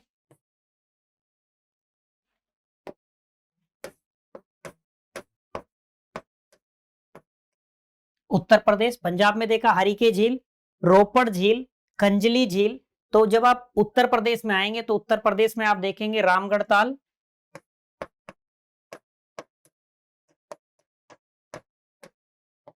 बात स्पष्ट हो गई। अच्छा, झीलों को पढ़ने के बाद हम कुछ की पॉइंट भी देखेंगे कि इस प्रकार की झीलें किस राज्य में है। कई बार क्या होगा, जब इतनी सारी झीलें आप याद करोगे तो बाद में क्या होगा, इनमें भूलने की संभावनाएं होंगी, क्योंकि तथ्य अधिक है तो भूलने की संभावना भी होगी। रोबोट तो आप है नहीं, कंप्यूटर तो आप है नहीं कि याद रख लेंगे, लेकिन फिर भी हम कुछ चीजें ऐसी देखेंगे, कुछ कीवर्ड पकड़ेंगे जो उन कीवर्ड से पकड़कर आपको उस राज्य का पता चल जाएगा कि इस कीवर्ड वाली झीलें किस राज्य में थी।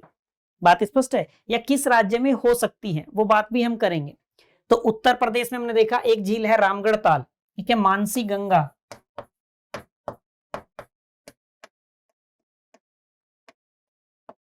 रामगढ़ ताल, मानसी गंगा, मोती झील,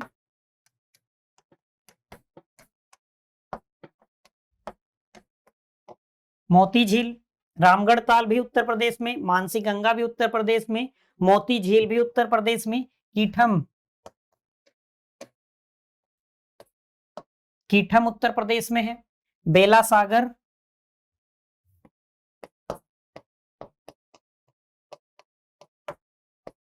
बेला सागर झील उत्तर प्रदेश में है, बरुआ सागर उत्तर प्रदेश में है, बरुआ सागर झील उत्तर प्रदेश में है, शेखा झील उत्तर प्रदेश में है,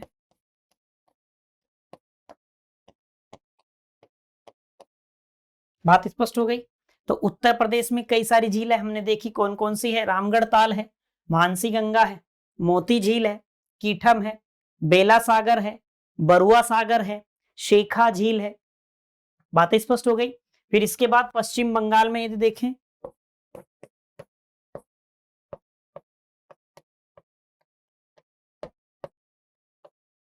पश्चिम बंगाल में कौन कौन सी झीलें हैं, तो पश्चिम बंगाल में रविंद्र सरोवर है,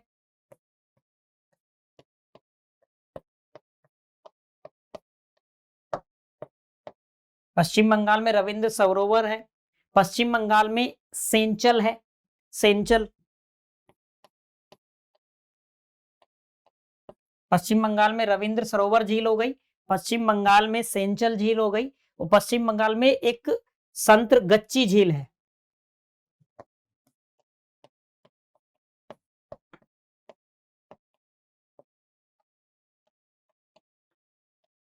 संत्रगच्ची झील है पश्चिम बंगाल में, रविंद्र सरोवर, सेंचल, संत्रगच्ची, थोड़ा याद रखिएगा इसको, संत्रगच्ची को। पश्चिम बंगाल, पश्चिम बंगाल के बाद यदि बात करें हम ओडिशा को लेकर, तो ओडिशा में अंशुपा है,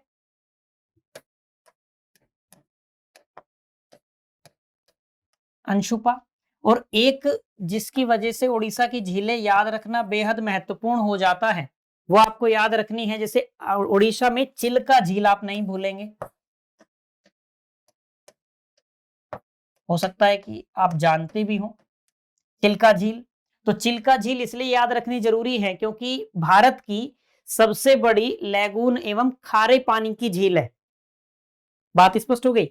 इसके बाद में हम आगे बात करेंगे पुलिकट के बारे में, तो पुलिकट दूसरी सबसे बड़ी है भारत में खारे पानी की, बात स्पष्ट हो गई। तो चिल्का इसलिए बेहद महत्वपूर्ण है, वो चिल्का की कहां किस राज्य में है, तो उड़ीसा में है। चिल्का के अलावा दूसरी कौन सी याद रखनी है उड़ीसा की, तो अंशुपा झील याद रखनी है।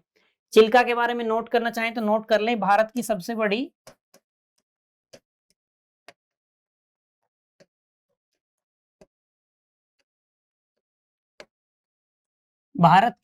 बड़ी लैगून एवं खारे पानी की झील,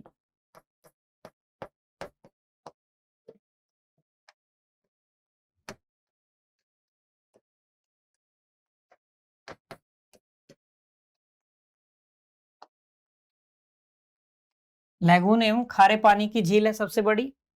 फिर आप आएंगे मध्य प्रदेश।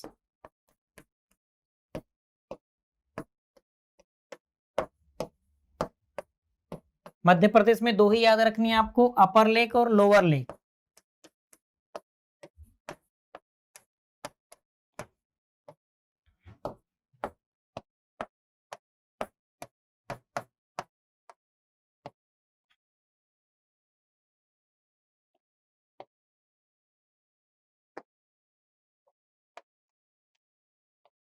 बात स्पष्ट हो गई। मध्य प्रदेश में आपको ये दो ही याद रखनी है, लोअर लेक और अपर लेक। अब जो ये अपर लेक है, कई बार क्या होता है, इसका नाम आपको भोजताल मिल जाएगा। भोजताल तो इस तरीके से मिल सकता है। मध्य प्रदेश में याद रखनी है लोअर लेक, अपर लेक। अपर लेक के लिए आपको भोजताल भी लिखा मिल सकता है। बात यहां तक की स्पष्ट हो गई मध्य प्रदेश। अब इसके बाद में आप जानिए महाराष्ट्र के बारे में।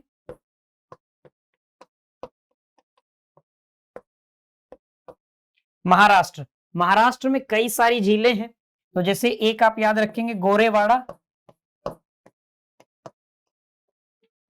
महाराष्ट्र में याद रखेंगे गोरेवाड़ा। महाराष्ट्र में आप याद रखेंगे गोरेवाड़ा, लोनार, लोनार के साथ साथ आप याद रखेंगे पशान, लोनार झील, पशान झील, और एक आप याद रखेंगे पवई, या आपको लिखा मिलेगा पवई। बात स्पष्ट हो गई। महाराष्ट्र में गोरेवाड़ा, लोनार, पोवई, एक आप शिव सागर याद रखेंगे, एक इसमें रंकला आप याद रखेंगे।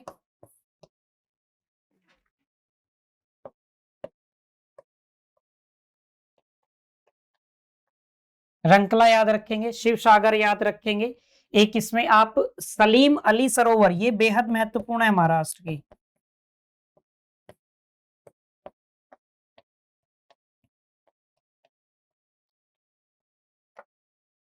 बात स्पष्ट हो गई।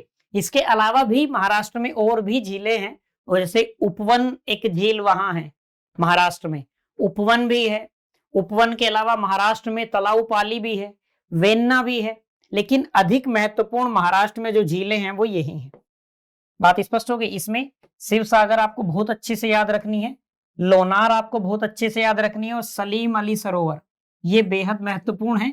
ये आपको बहुत अच्छे से बहुत अच्छे से याद होनी चाहिए। बात स्पष्ट हो गई। बार बार कह रहा हूं, एक तो आप लोनार को मत भूलना, शिव सागर को मत भूलना, और सलीम अली सरोवर को मत भूलना। बात स्पष्ट हो गई यहां तक कि ये महाराष्ट्र की झीलें हैं। इनके अलावा और भी हैं, लेकिन अधिक महत्वपूर्ण यही है। महाराष्ट्र की बात हो गई। महाराष्ट्र के बाद हम बात करेंगे कर्नाटक के बारे में। कर्नाटक, तो कर्नाटक की झीलों में एक तो आप याद रखेंगे वेलांदूर,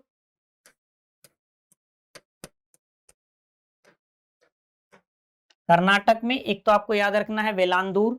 फिर क्या आप याद रखेंगे उलसूर, कर्नाटक की झीलों में वेलांदूर आपको याद रखना है, उलसूर आपको याद रखना है। एक कर्नाटक में आप याद रखेंगे हेब्बल,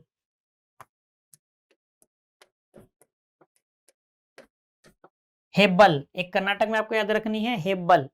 एक आप याद रखेंगे कर्नाटक में लालबाग,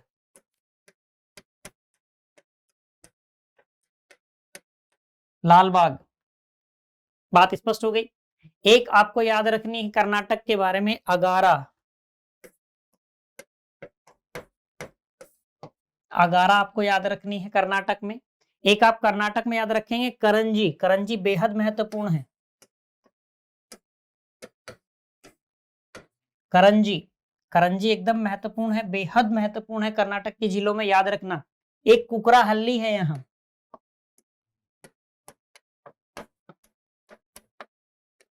कुकराहल्ली। तो कर्नाटक में वेलांदूर याद रखेंगे, उलसूर याद रखेंगे, हेब्बल, लालबाग, अगारा, करंजी और कुकराहल्ली। इसके अलावा भी जैसे माड़ीवाल भी है वहां। बात स्पष्ट हो गई।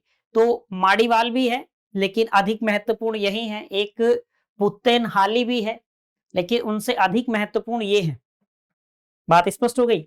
और इनमें भी एक तो आप करंजी को नहीं भूलेंगे, एक आप वेलांदूर को नहीं भूलेंगे, एक आपको हेब्बल बहुत अच्छे से याद रखनी है। बातें स्पष्ट हो गई यहां तक की? तो कर्नाटक की झीलों में वेलांदूर आप याद रखेंगे, या तो एक तो बेलांदूर के बारे में अच्छे से याद रखना है, एक आपको उलसूर के बारे में अच्छे से याद रखना है, ठीक। हेब्बल याद रखनी है, करंजी बिल्कुल नहीं भूल सकते आप। बात स्पष्ट हो गई यहां तक की कर्नाटक के। केरल पे जब हम आएंगे, केरल के ऊपर लिख लीजिएगा बेहद महत्वपूर्ण, केरल। केरल की झीलों में जैसे एक है अष्टमुदी,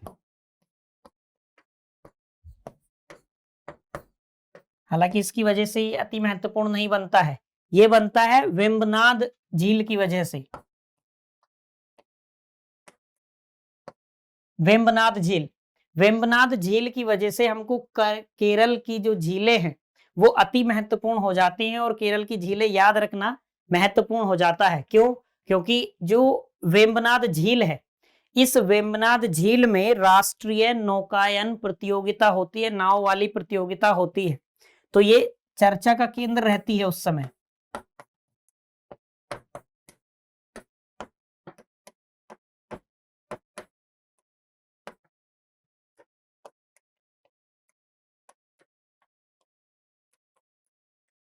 बात स्पष्ट हो गई? तो वेम्बनाद के बारे में एकदम याद रखिएगा, कहां पे है? केरल में है। बात स्पष्ट हो गई?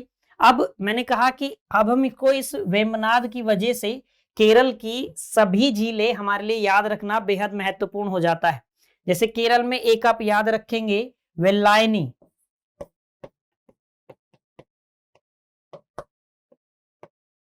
एक तो आप वेल्लायनी याद रखेंगे, एक आप षष्ठम कोट्टा याद रख लेंगे।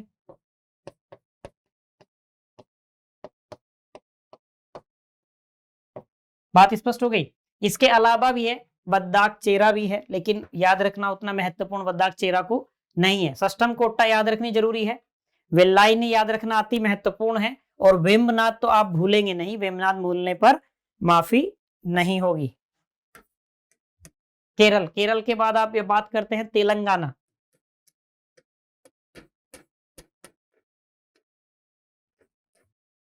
तेलंगाना, तेलंगाना में कौन कौन सी झीलें हैं? इसमें सागर, जैसे भी हम बात करेंगे एक बार इनको पढ़ने के बाद कि किस प्रकार से जो कीवर्ड की बात हम कर रहे थे कि एक कीवर्ड खास आपको ध्यान रखना है। तो जैसे हम बात करेंगे कि तेलंगाना में सागर कीवर्ड आप याद रखेंगे, विशेष रूप से तेलंगाना के लिए याद रखना आसान हो जाता है। तो हुसैन सागर,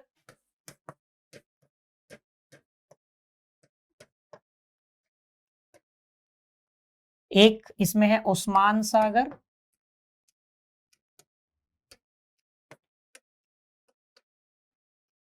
हुसैन सागर आप याद रखेंगे, उस्मान सागर आप याद रखेंगे, हिमायत सागर।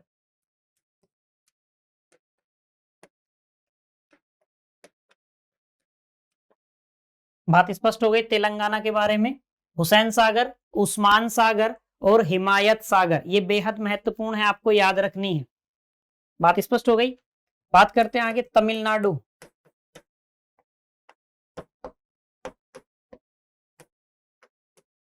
तमिलनाडु के बारे में, तो तमिलनाडु में आपको याद रखनी है, तमिलनाडु में भी कई सारी झीलें हैं।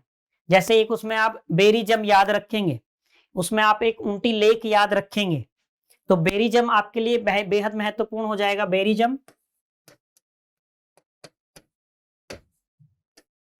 बेरीजम आपको याद रखनी है। एक तो एक हमने जब बात की अभी ऊंटी लेक को लेकर, तो आपको ऊंटी लेक भी याद रखनी है, ये भी महत्वपूर्ण है, आपको याद रखनी है। एक यहाँ पे चेम्बरामकम एक झील है, चेम्बरामकम, चेम्बरामकम को भी आपको याद रखना है। बात स्पष्ट हो गई? एक कोडाई कोनाल है,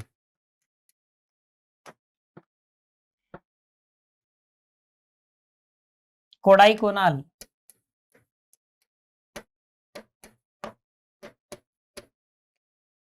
कोडाई कोनाल याद रखेंगे, कोडाई कोनाल भी बेहद महत्वपूर्ण है। बात स्पष्ट हो गई कोडाई कोनाल को लेकर? तो बेरीजम, ऊंटी लेक, कोडाई कोनाल, ये आपको याद रखनी है तमिलनाडु में। तमिलनाडु में हमने बात की कि एक तो आपको चेम्बरामबकम भी याद रखनी है, एक आप याद रखेंगे शोलावरम, शोलावरम में शोलावरम का नाम है, एक वीरानम आपको याद रखनी है। वीरानम आप याद रखेंगे। एक आपको शोलावरम याद रहना चाहिए।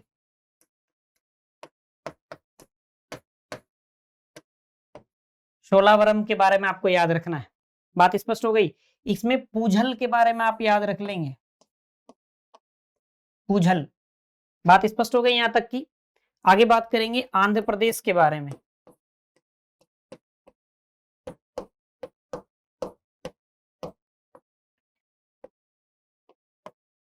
आंध्र प्रदेश की झीलों के बारे में, तो आंध्र प्रदेश में आप तो जैसा हमने पहले बात की कि एक तो आपको पुलिकट याद रखना है। पुलिकट, और पुलिकट के अलावा एक आप याद रखेंगे कोलेरू। अब पुलिकट जब आप याद रखेंगे तो पुलिकट के बारे में दो बातें हैं।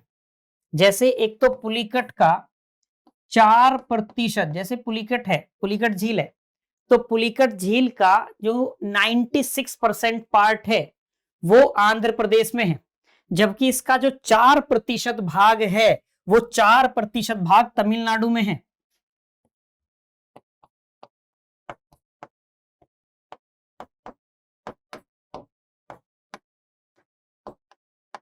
बात स्पष्ट हो गई। इसका 4% भाग तमिलनाडु में है, ठीक है, और 96% भाग इसका कहां है? 96% भाग इसका आंध्र प्रदेश में है। बात स्पष्ट हो गई। दूसरी बात जो हमने अभी की थी कि पुलिकट झील भारत में दूसरी सबसे बड़ी खारे पानी की झील है।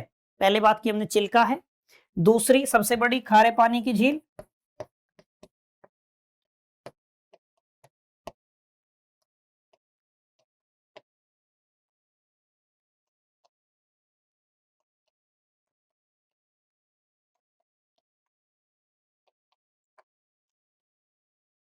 दूसरी सबसे बड़ी खारे पानी की झील।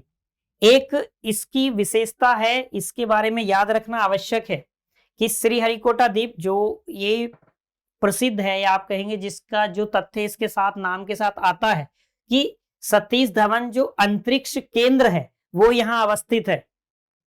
बात स्पष्ट हो गई। तो उसकी वजह से भी आपको इसको याद रखना है, पुलिकट को। एक आप याद रखेंगे आंध्र प्रदेश में कोलेरू। बात स्पष्ट हो गई। तो पुलिकट एकदम आप याद रखेंगे कि पुलिकट को हमने कहा कि इसका 96% भाग कहां पे है? आंध्र प्रदेश में है, जबकि पुलिकट झील का 4% भाग तमिलनाडु में भी है। बात स्पष्ट हो गई। फिर हमने कहा कि ये दूसरी सबसे बड़ी भारत में खारे पानी की झील है। दूसरी सबसे बड़ी खारे पानी की झील है। पहली हमने बात की थी कि चिल्का है। बात स्पष्ट है। उड़ीसा पढ़ते समय हमने बात की थी कि पहली है चिल्का। चिल्का जो है भारत की सबसे बड़ी लैगून और खारे पानी की झील है। और उड़ीसा में दूसरी कौन सी है? अंशुपा, हमको याद रखनी है। जब हम आए आंध्र प्रदेश पे तो हमको पुलिकट याद रखनी है। और पुलिकट के बारे में एक इसका यह भी तथ्य आपको याद रखना है कि जो सतीश धवन अंतरिक्ष केंद्र है वो यहाँ अवस्थित है। बात यहां तक की स्पष्ट हो गई। तो ये पुलिकट आपको याद रखना है। पुलिकट याद रखेंगे तो आपको समझ में आ जाएगा। इसके साथ साथ में जो आपको दूसरी याद रखनी है कोलेरू। बात स्पष्ट हो गई। अरुणाचल प्रदेश,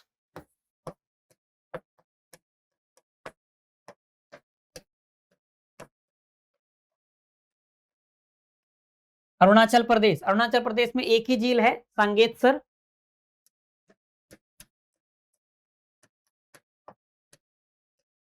सांगेतसर। फिर आप आएंगे नागालैंड।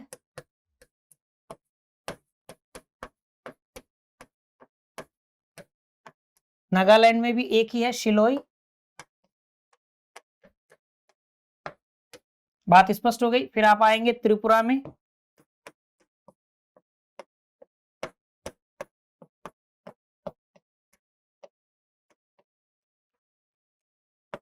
रुद्र सागर। बात स्पष्ट हो गई। जब आप मिजोरम में आएंगे तो इसमें भी हम कीवर्ड बात करते हुए दिल, एक कीवर्ड की बात करेंगे हम इसमें कि इसकी जो लेक है, जो ये झीलें हैं, इसमें एक है पलक दिल। बात स्पष्ट हो गई। दूसरी है तमदिल।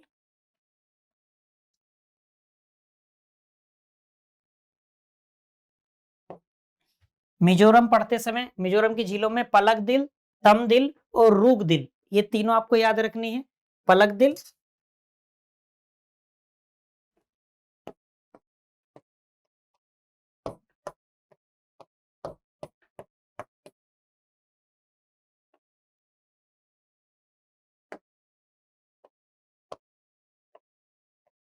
पलक दिल आप याद रखेंगे एक आप तम दिल याद रखेंगे और आप एक रूक दिल याद रखेंगे। बात स्पष्ट हो गई यहां तक की। मणिपुर, मणिपुर एकदम याद रखना है आपको। लोकटक,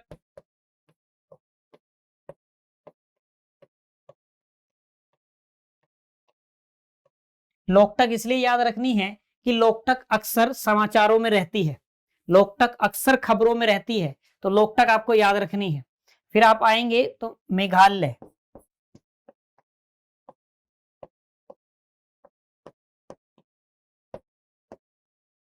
ठीक है।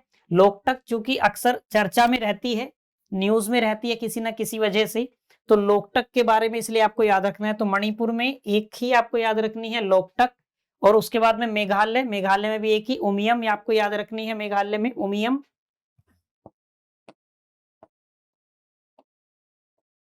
उमियम।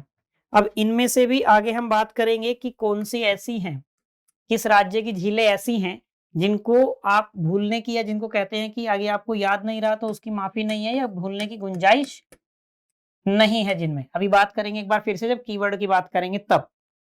बातें स्पष्ट हो गई। बिहार पे जब हम आएंगे तो बिहार में एक तो आपको कंवर याद रखना है, बिहार में आप याद रखेंगे कंवर झील, बिहार में आप याद रखेंगे मोती झील।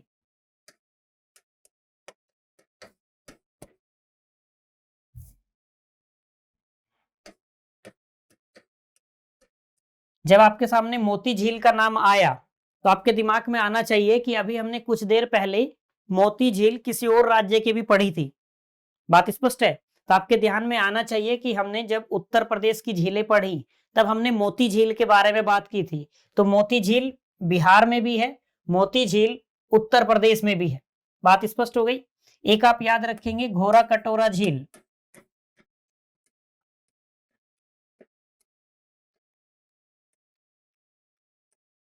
बात स्पष्ट हो गई यहां तक कि घोरा कटोरा झील बिहार में।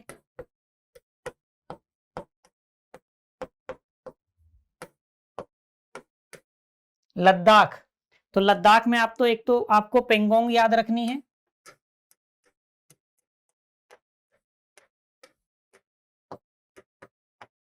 ये महत्वपूर्ण है। लद्दाख में पेंगोंग झील आपको याद रखनी है, महत्वपूर्ण है। बात स्पष्ट हो गई। एक है सोमोरिरी और सोकर,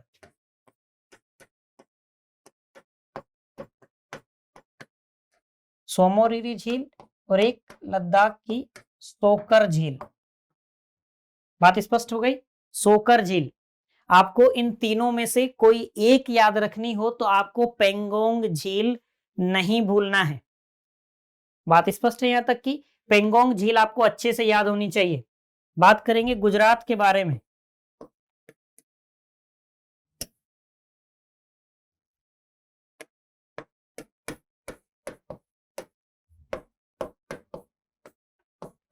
गुजरात, तो गुजरात में कौन कौन सी झील आपको याद रखनी है। एक तो आपको नल सरोवर याद रखनी है, भूलना नहीं है नल सरोवर को। नल सरोवर आप याद रखेंगे, हमीरसर आप याद रखेंगे गुजरात में। गुजरात में आपने याद रखी नल सरोवर, गुजरात में आपने याद रखी हमीरसर, गुजरात में आप याद रखेंगे कंकरिया।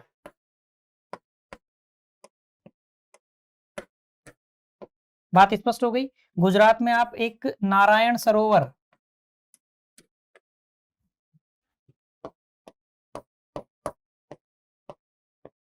नल सरोवर, हमीरसर, एक कंकरिया और नारायण सरोवर। एक आप याद रखेंगे थोल, थोल गुजरात में। एक आपको याद रखनी है गुजरात की वस्त्रपुर, वस्त्रपुर आपको याद रखनी है। एक आपको सुरसागर भी याद रखना है, सुरसागर।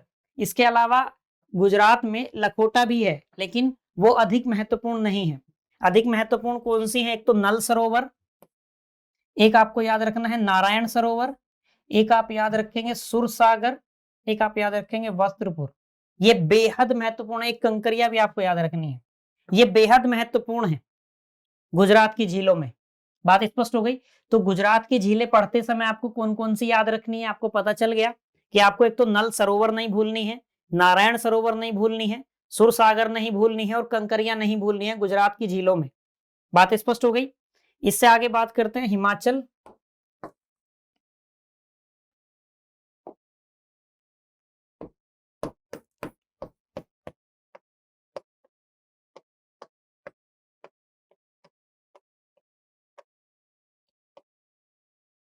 हिमाचल प्रदेश, तो हिमाचल प्रदेश की झीलों में एक आप याद रखेंगे दाशिर और धनकर।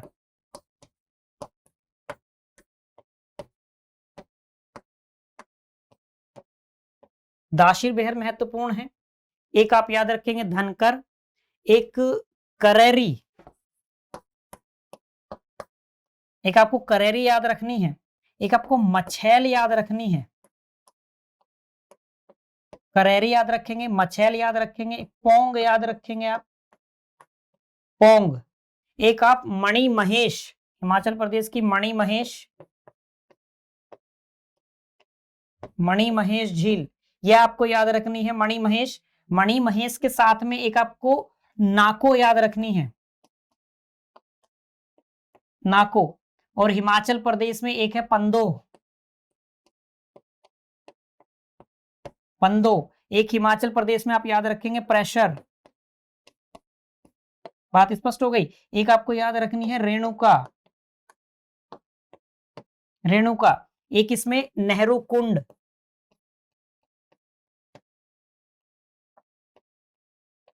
नेहरू कुंड आपको याद रखनी है।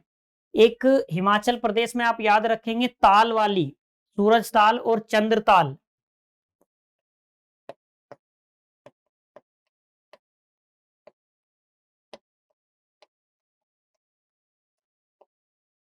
सूरज ताल याद रखेंगे, चंद्र ताल याद रखेंगे। एक रेवालसर,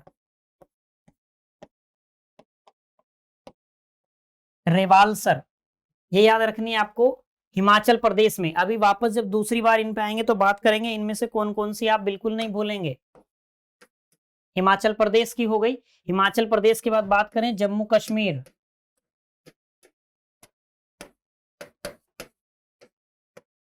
जम्मू कश्मीर के बारे में, तो जम्मू कश्मीर में एक तो आपको नाग वाली, जिनके नाम में नाग है, एक आपको डल याद रखनी है,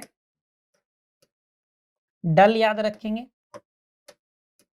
एक आप वूलर याद रखेंगे, ये बेहद महत्वपूर्ण है। एक आपको याद रखनी है मानस बल,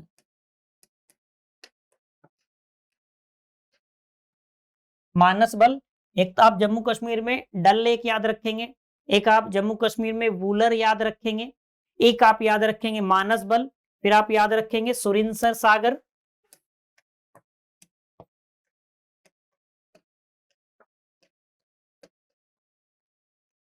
सुरिनसर सागर, सुरिनसर सागर के बाद में आपको जो नाग जिनके नाम में है, जैसे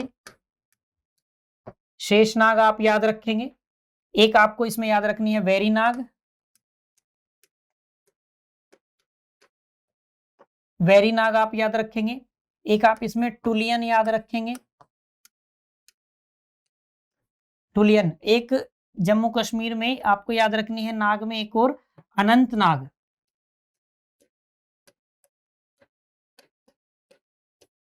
एक आप याद रखेंगे अनंतनाग झील। बात स्पष्ट हो गई? अब इसमें जैसे जम्मू कश्मीर में हमने बात की, एक तो आपको शेषनाग, वेरीनाग, एक आप याद रखेंगे अनंतनाग। बात स्पष्ट है? डल और वूलर, ये बेहद महत्वपूर्ण है, इनको नहीं भूलना है। बात स्पष्ट हो गई? टुलियन ना भी याद आएगा तो बात सही रहेगी, चल जाएगा। सुरिनसर सागर नहीं याद आएगा तो भी काम चल जाएगा, लेकिन एक तो ये शेषनाग, वेरीनाग, अनंतनाग, डल और वूलर, ये आपको एकदम याद रखनी है। बातें स्पष्ट हो गई यहां तक की? जम्मू कश्मीर के बाद आप बात करते हैं उत्तराखंड की।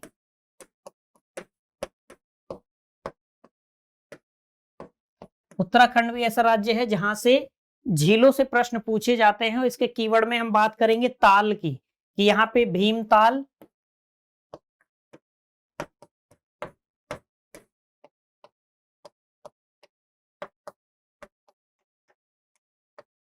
नैनीताल, सात ताल।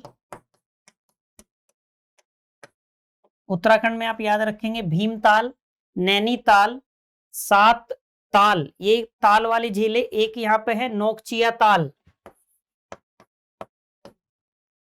एक इसमें याद रखेंगे आप नोकचिया ताल। ताल वाले कीवर्ड को हम बाद में समझेंगे। इसमें एक आपको याद रखना डोडी ताल, भीमताल, नैनीताल, सात ताल, नोकचिया ताल, डोडी ताल, फिर वासुकी ताल,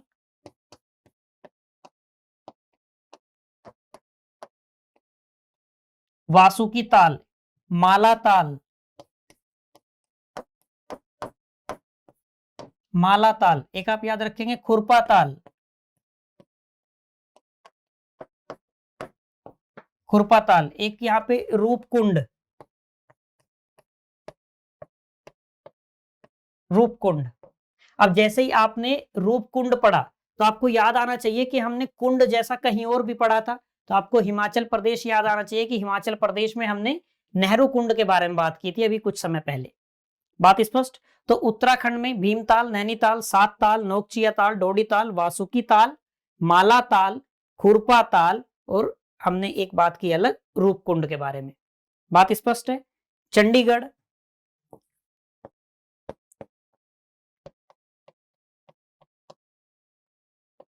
तो चंडीगढ़ में एक ही है सुखना झील,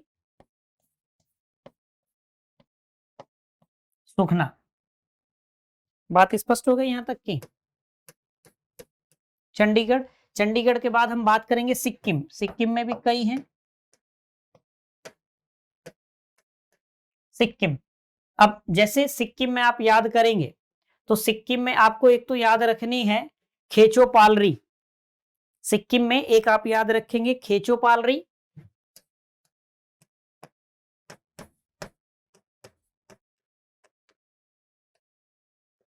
सिक्किम में आप एक याद रखेंगे खेचो पालरी, एक आप याद रखेंगे गुरु डोंगमार,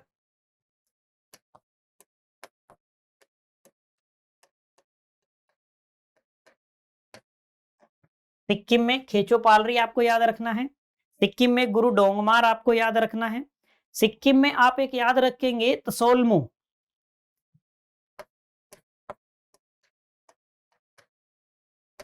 तसोलमू इसलिए भी याद रखनी है क्योंकि तसोलमू भारत की सबसे ऊंची झील है। बात स्पष्ट हो गई? तो एक पर्टिकुलर झील की एक विशेषता हो गई, तो ये बेहद महत्वपूर्ण है, तो आपको याद रखना है कि तसोलमू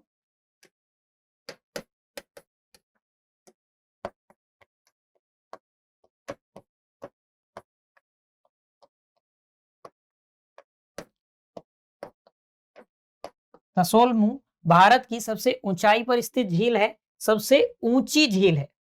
बात स्पष्ट है? एक आप याद रखेंगे तो याद रख लेंगे, इसमें अधिक महत्वपूर्ण ये नहीं है, तसोमगो, तसोमगो, इसमें आपको एक तो ये और तसोलमू ये दोनों याद रखनी है। तसोलमू इसलिए याद रखनी है क्योंकि तसोलमू की विशेषता ये है कि ये भारत की सबसे ऊंची झील है। बात यहां तक की स्पष्ट हो गई? भारत की सबसे ऊंची झील है। फिर बात करें यदि हरियाणा के बारे में,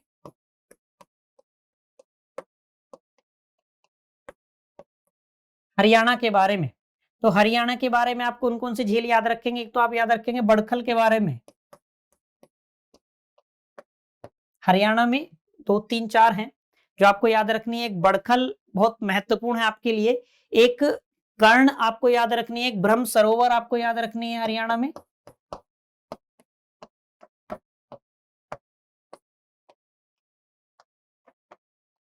कर्ण आपको याद रखनी है, एक आप यहां याद रखेंगे सूरज कुंड।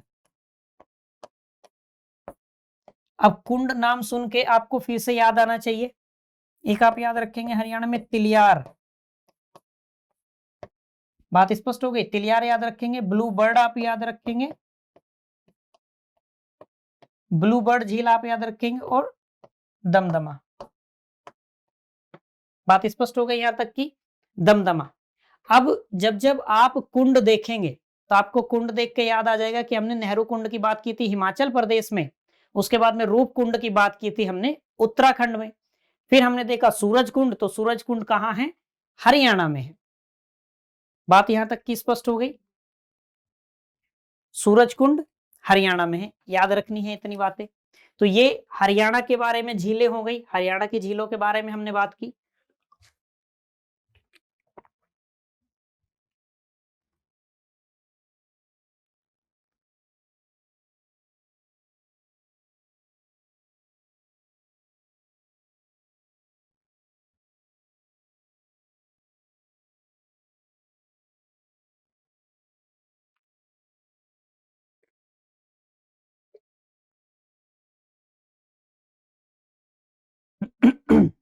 एक अंतिम बचता है, राजस्थान के बारे में बात करते हैं।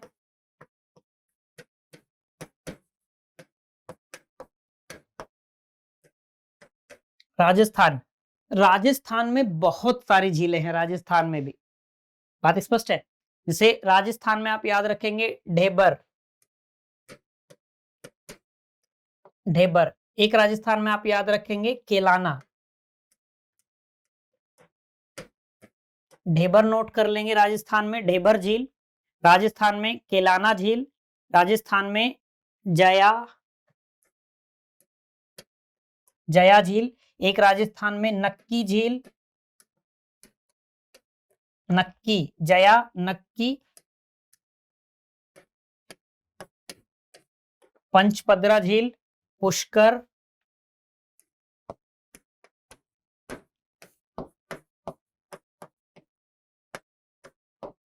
सांभर,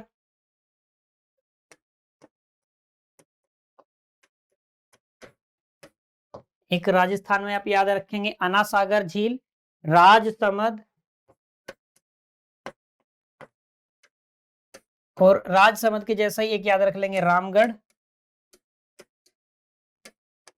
रामगढ़। अब जैसे राजसमंद है, एक झील वहां पे है जयसमंद। बात स्पष्ट हो गई। एक है डीडवाना,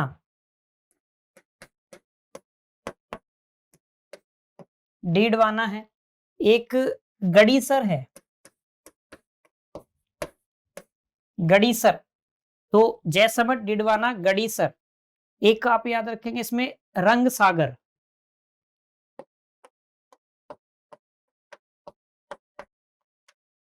राजस्थान में रंग सागर। एक राजस्थान में याद रखेंगे पिछोला, एक फतेह सागर,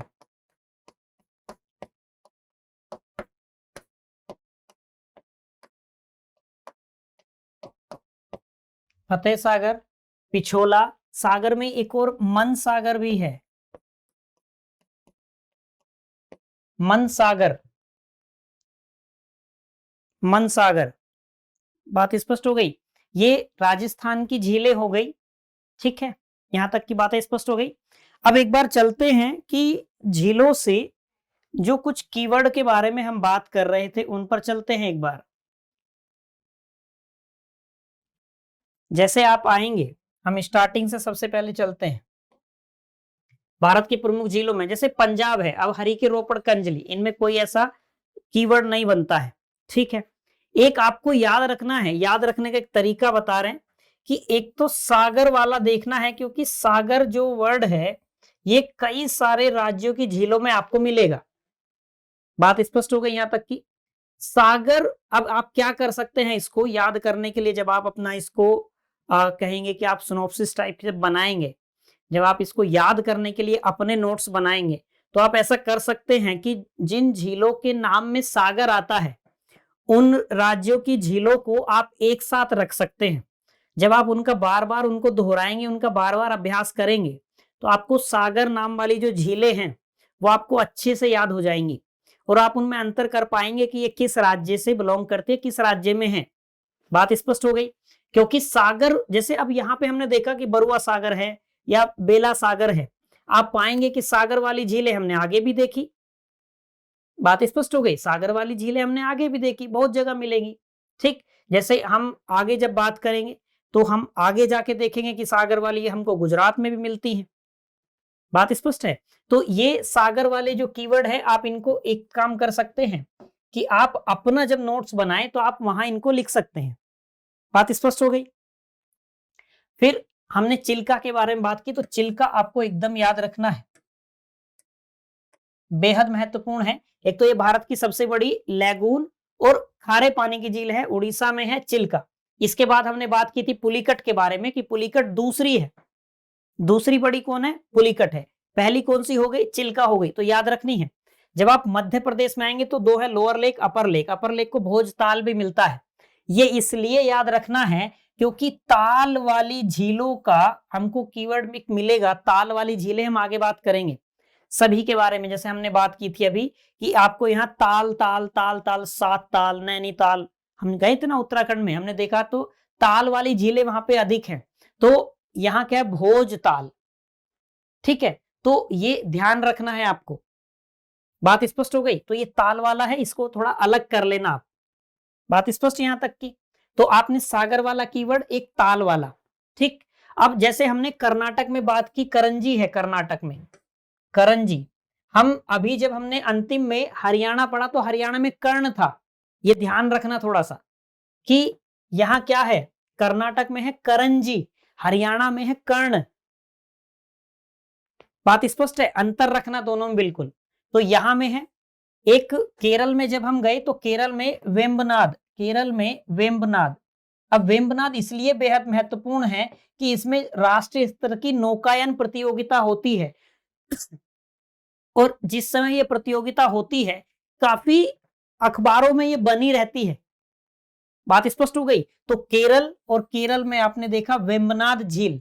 तो वेम्बनाद झील, इसमें राष्ट्रीय नौकायन प्रतियोगिता होती है, बड़े स्तर की प्रतियोगिता है, काफी पॉपुलर है। तो आपको इसके बारे में याद रखना है। ठीक। जब हम इससे आगे बढ़े तेलंगाना में, जैसे हमने फिर से बात की कि सागर आ गया।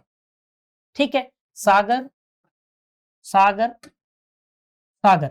तो सागर वाली एक इसमें देखिए, सागर, ताल, नाग और दिल, ये कीवर्ड आप रखेंगे तो इन कीवर्ड, एक सरोवर, इन कीवर्ड से आप झीलों को राज्यों के अनुसार पहचान पाएंगे। बात स्पष्ट है। जैसे आप तेलंगाना में आए तो तेलंगाना में आपने तीन झीलें देखी, हुसैन सागर, उस्मान सागर और हिमायत सागर। तीनों में सागर है, लेकिन सागर तो बहुत पॉपुलर है। बात स्पष्ट है। हम उत्तर प्रदेश में हमने झीलें देखी, हमने देखा वहां पे बेला सागर है, वहां पे बरुआ सागर है। बात स्पष्ट हो गई। फिर जब हमने ताल वाली बात की थी तो हमने कहा कि नैनीताल, जैसे हमने देखा सात ताल तो उत्तराखंड में अधिक है, लेकिन हमने मध्य प्रदेश में भी देखा भोजताल भी है। बात स्पष्ट है। तो वो कीवर्ड आपको पकड़ना है, एक सरोवर। ठीक है।